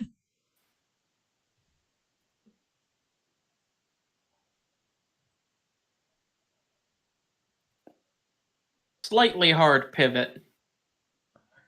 Yeah? I just got reminded of this. In a Pokemon, Arceus. In one of the sections, you find two people who are dating behind people's backs, and they're adorable. Aww. And I just looked at him and went, "Oh, look, it's Ava Menelaus. Because the guy's like very timid and he's a chef and he's very, very smart about cooking and everything. And then you have the girl who frequently makes trips out to Volcano Island so she can check on how a Growlith's doing. Hi, Abby. Bye, Abby. And I'm like, oh, look, it's Ava and Menelaus. I can see how that would be a comparison that would be made. Yeah, the girl's just swan diving off of a cliff, just fucking hooking onto a Braviary glider, flying on over to Volcano Island.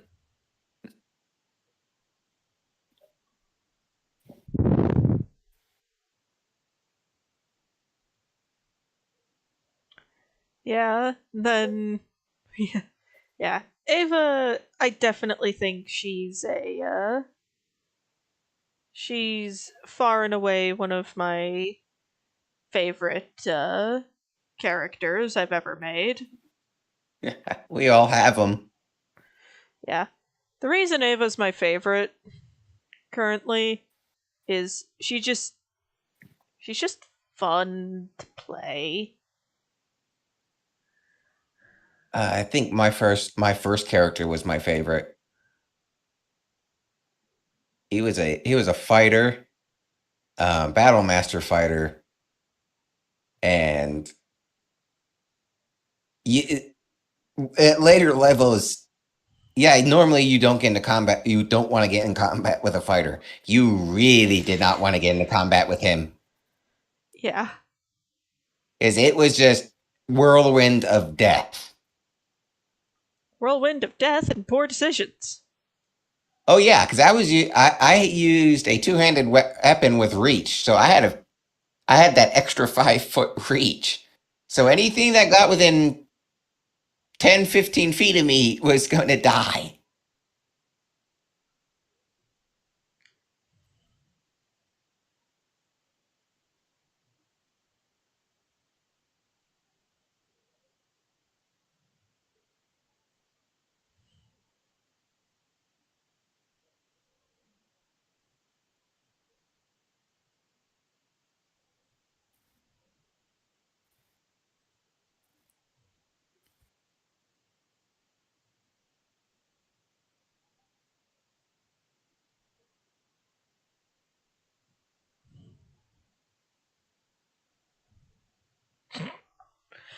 But yeah, and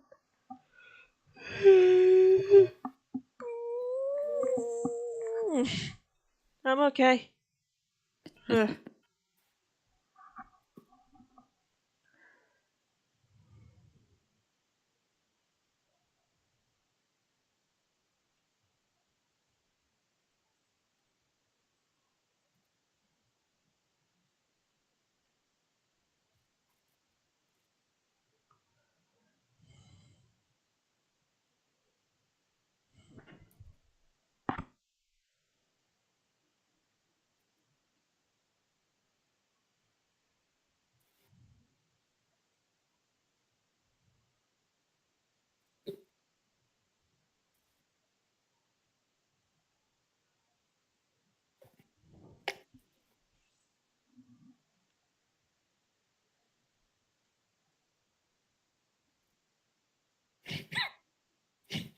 But Oh god.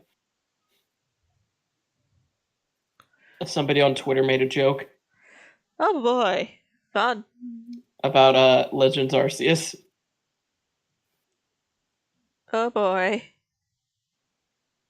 Saying they replaced it with they patched the Ursaluna tracker, made it better, and he just put in the I forget what Sonic game, but it's when you're playing levels as Knuckles hunting for shards of the Master Emerald. It's that tracker at the bottom.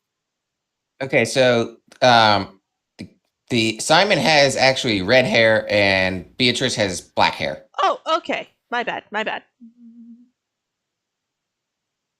That's an easy fix. Yep. Mm-hmm. And we're going to go so dark it's almost black, because doing it actually black could pose problems with my selection tool later down the line. Oh, probably. Yep. I say fixing colors is an easy thing, Oh yeah. especially for how you draw. Yeah, just bucket. Especially if it's during the process. Yeah, if it's after, things get a little tricky, but otherwise, bucket.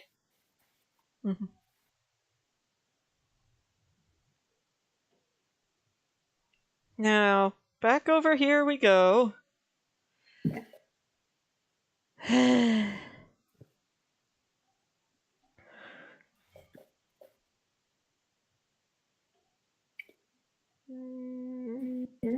There. Bucket.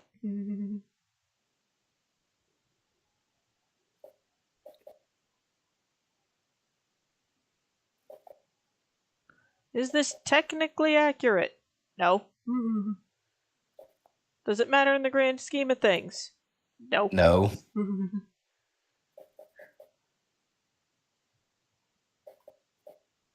What is that noise? I have no clue. What noise are you hearing? Just this weird, like, kind of clicky noise. Might just be me slowly losing my mind, so... No, Was I it in hear a it steady? too. Was it in a steady rhythm? Kinda, sorta, I guess? Okay, so here's what was happening. I have like restless legs, so they'll shake. Oh, you do the leg bouncy thing too. Yes, and then I was bouncing my leg, and that was bouncing my desk slightly. And I have a cup here that's right up against the speaker on my desk. So it was just... Ah, that would do it. I've moved a cup away, so now you won't hear it. Okay.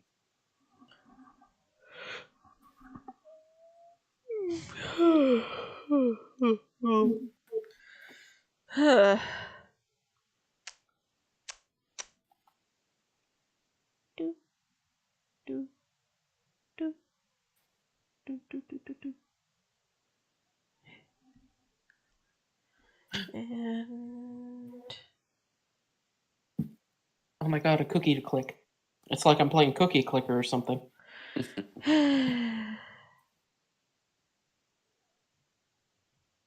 It's not my fault I can't stop.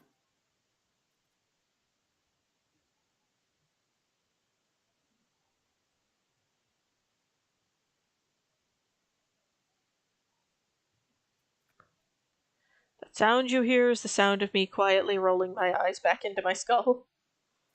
I'm not that bad, am I? No. I was doing the same thing. No, you're not that bad.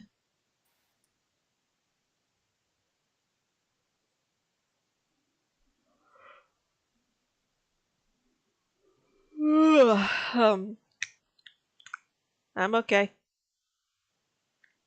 I didn't assume you weren't. That was just a yawn. Don't worry about it then.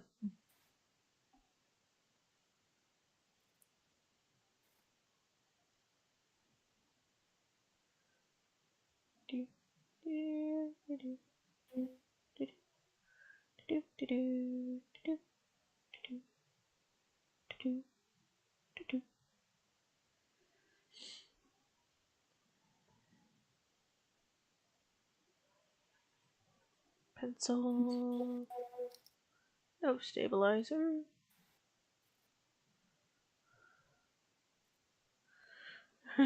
So, Mom, I can it's like I can explain all of this nonsense to you, Mother.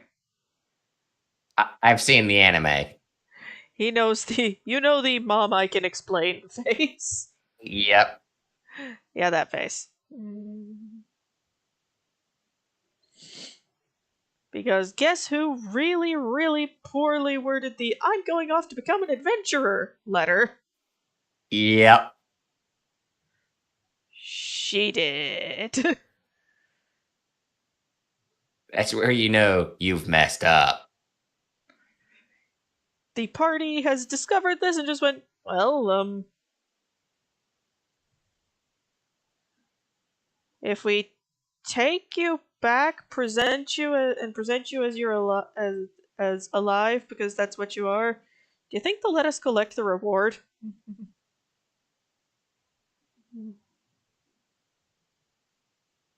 It would be at that point where the parents would be like, "Here's the reward. We're going to lock our daughter up in her room." Rest of us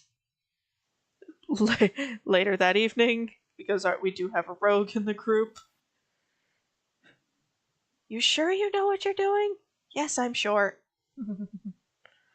This seems like a really bad idea. Shush you. Do you want our party's healer back or no? Okay, fair.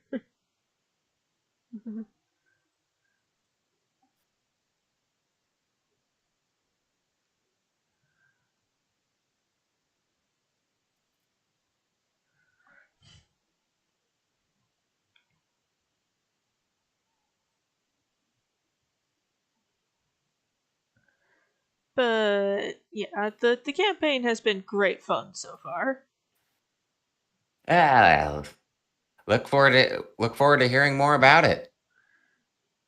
Currently, we're trying to figure out a good way to blow up a mountain.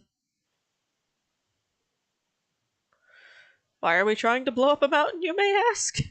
Well, Trying to drop it on a lich. no. We're trying to drop it on a chimera. Okay, that's it. That's another good reason to blow up a mountain. Because we've been tasked with getting rid of this chimera, not because they think we're the best adventurers for the job, but because we're the only adventurers close enough to in rank to even to the Do it. yeah. We are what's available to them.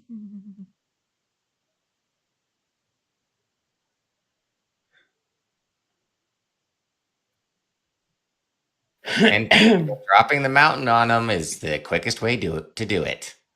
Pretty much, yeah. So now we're currently looking through Alchemy for Dummies, trying to find a good recipe for explosives. Oh my gosh, someone's gonna end up creating nitroglycerin, and that's gonna go over really well. Well, my character's the brains of the outfit. And that's the pseudo dragon, yes? Yes. Who used to be a mage's familiar.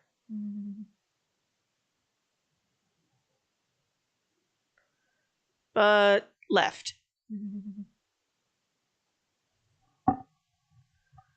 She decided to spread her wings and fly. Elsewhere. Yeah. Yeah. Of course, the party later is probably going to realize at some point later that there is a huge bounty on her head. Oh.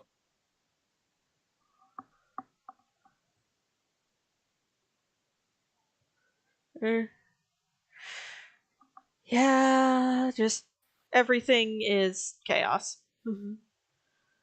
Which is always fun. Yeah, the campaign is definitely a I love it and I want to do more with it. It's also definitely a oh boy, here we go.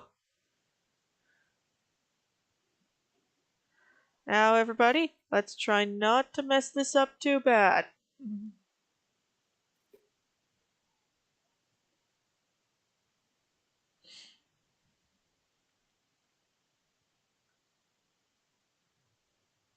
Let's hope and pray we don't. Yeah. Though to be fair, our last fight against a large chimera went actually really very well. Oh, that's a good thing. Chimeras are nasty. Well, in this world, chimera is basically a catch-all term for monsters that are kind of a hodgepodge of other things. That's the definition of a chimera, yes. And they come in a wide variety of strength degrees. Okay, so this was a weaker one. No, the last one we fought was a borderline kaiju in terms of size, and we ended up dropping ourselves on it. Well, to be more precise, dropping our minotaur on it. And then the Minotaur did what the Minotaur does. The fall damage did a decent chunk to it, but our minotaur injured herself horribly due to landing wrong. Ouch.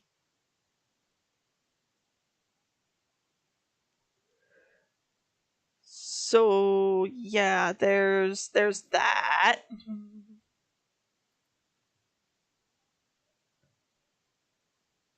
Ugh.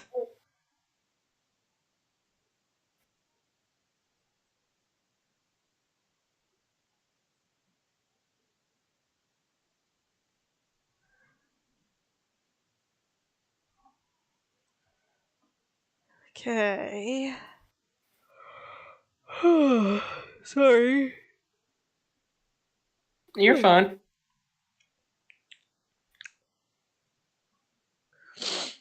Did not get a whole lot of sleep last night. Ooh.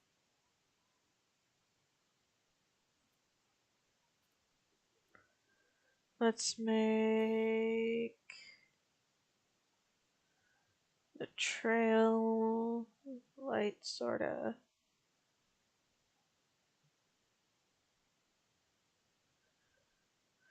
Yeah, that color. That color works. That color works great.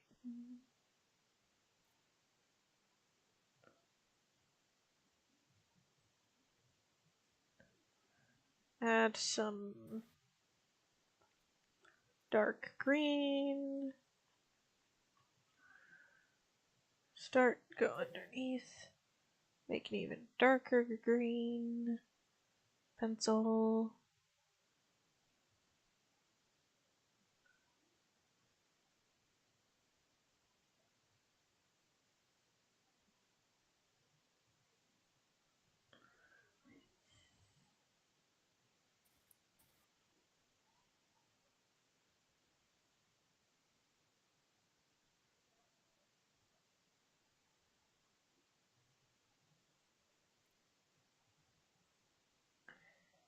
And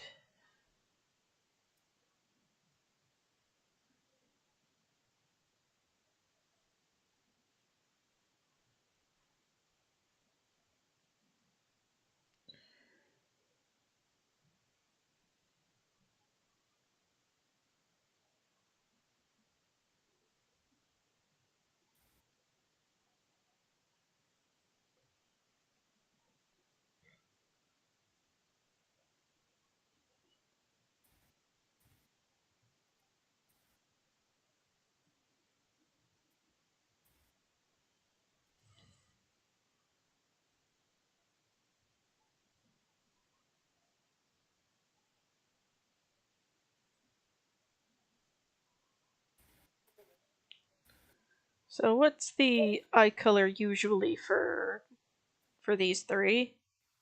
Alright, so Beatrice has pretty much icy blue eyes. Okay, let me see if I can get a good good. Oh, hi Charlie. How are you? So Velkhanas usually have yellow, but I assume you want one of the colors from. She has the yellow eyes. And then Simon has green eyes.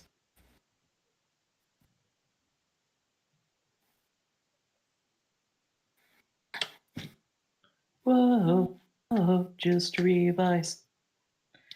And Felix has an earworm again. Nope, wrong button. And the little girl has blue. Yes, ice blue eyes.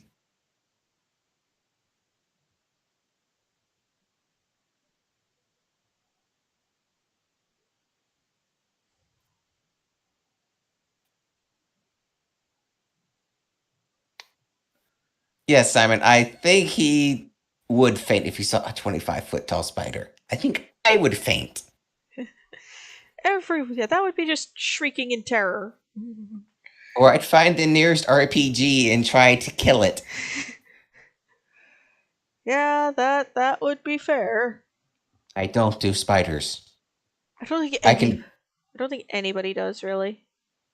barely work with the tarantulas at the Oh, you work at a pet shop? Pet Smart. Ah. So Tarantula Day is just for you, please kill me. Tarantula Day consists of grab the cricket, stick it in, close the lid. And just I'm pretend. out this bitch. Run! It's those little things are fast when they want to be. That's definitely in my mind just a.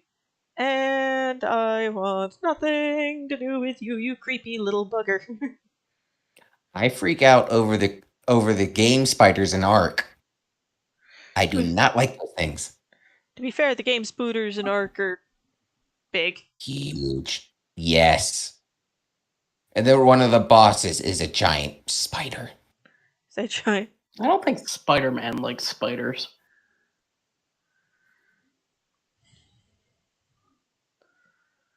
Well, to be fair, since one bit him, it's been the source of a lot of problems in his life. Yeah.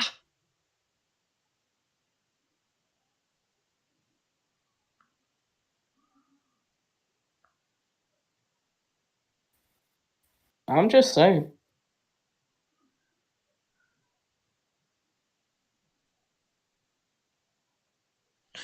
Well, good for you, Mumsy. Good for you.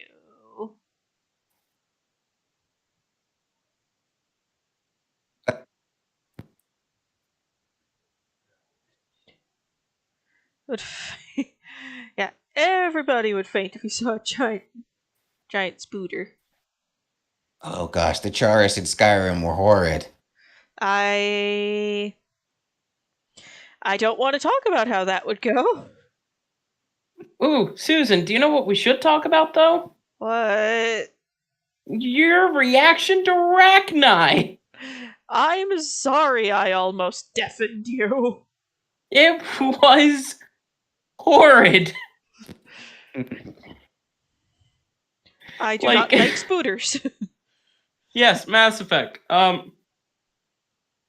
We're playing Mass Effect, and we get to Novaria. And Susan's just kind of walking around, just like, oh yeah, no, it's just some guests to kill. It'll be fine. I completely forgot the Rachni were coming. So the first one crawls out of the vent, and it's just C-sharp note from coming out of my headphones. Like, I had to move them away from my ears. She's just screaming, no, no, no, no, no, no, no, no, no, no, no! You have forsaken your alive privileges. Yes, I think I've heard mention of the wolf spider incident, Mumsy. So, a few weeks ago, we had a wolf spider in our house for unknown reasons. I think it was still last year. So, fairly recently, there was a wolf spider in our home for unknown reasons. Okay. That happened. It was kind of sitting in the doorway to my workroom, just kind of chilling out. And my husband, bless him, I love him dearly, but he, for reasons known only to God and himself, saw fit to point it out to me instead of deal with it. Oh no. Yeah, he was just on his way out of a room, and he went, oh, look, a spider!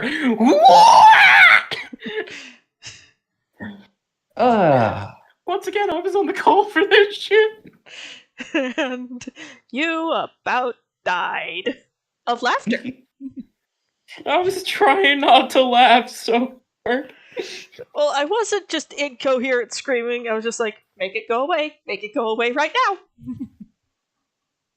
Oh, that sounds like me in the Black Widow incident. Ugh. Do And at not one like point, I that. guess I giggled a little bit because Susan heard me and said, "Don't you laugh!" But it was funny. In hindsight, it's funny. At the time, it's not.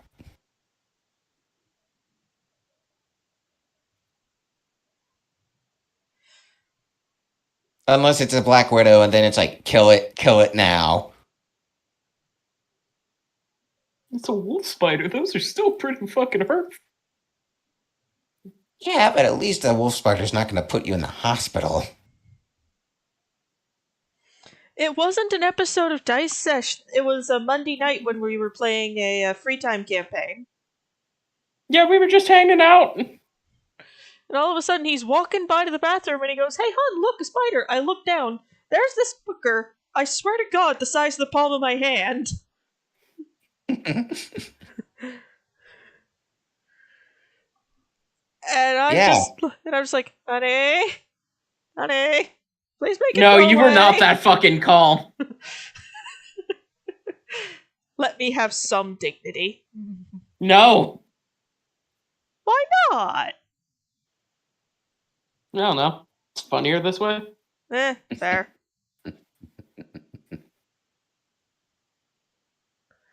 But yeah, I am not a fan of spiders at all. I'm not a big fan of them either. I can tolerate the big hairy ones, but that's it. Yeah, because with the big hairy ones, you can see their asses coming. Yep. And usually they're in an enclosure, so they can't get out. And come deal with you. Yep. Mostly, I just kind of went, honey. No. Stop lying. Tell the audience how badly you wigged. I think I might have tucked my feet up onto my chair. There you go. I am not a fan of spiders. How high in the decibel meter did we get? I don't know. Exactly. But yeah. If I ever the thing is, I couldn't drop the F-bombs because my kid was still awake. Yes. Yeah, he was. He cried that the spider was going outside.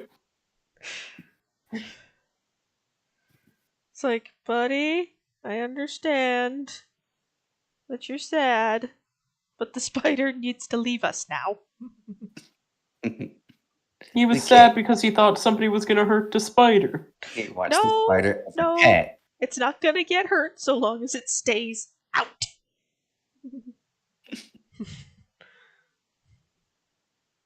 Oh, Susan, you don't want to get your kid a pet spider? No. Well, why not? My phobia aside, Mm-hmm. in my mind, insects do not tend to make very good pets. Not for younger kids. Nope. In my mind, they just don't in general. I've known folks who've had the big hairy ones for a good number of years. It's not the pet you want to take for a walk. It's the pet you look at. Uh-huh. I never understood the reasoning of it. Spider was so elusive in the fat, you made him a tiny hat. Mumsy!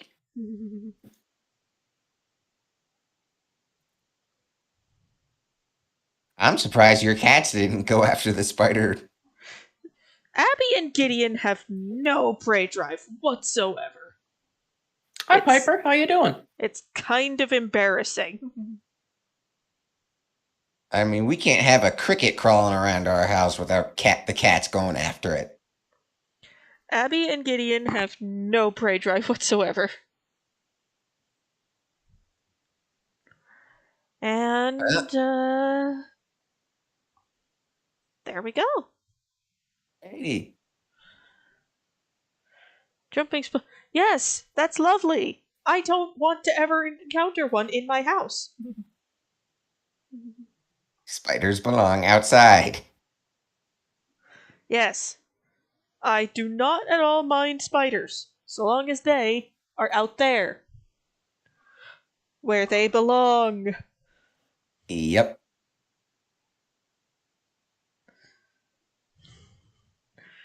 No, none of our cats are named that. We have Abby, Gideon, and as of yesterday, Sammy, who is somewhere. Hiding. I know how it is when you get your cat home for the first time. Oh no, this cat's been living in our basement for a few days now. Yeah, they still disappear off the face of the earth. Yeah. He seems to be more a strictly nighttime cat. Yeah. Sleeping somewhere. Yeah, probably. Anyways. Anyways, do it be that time? I'm okay. Are you okay, though? Yes. Yes, I'm good. Anyways, Susan.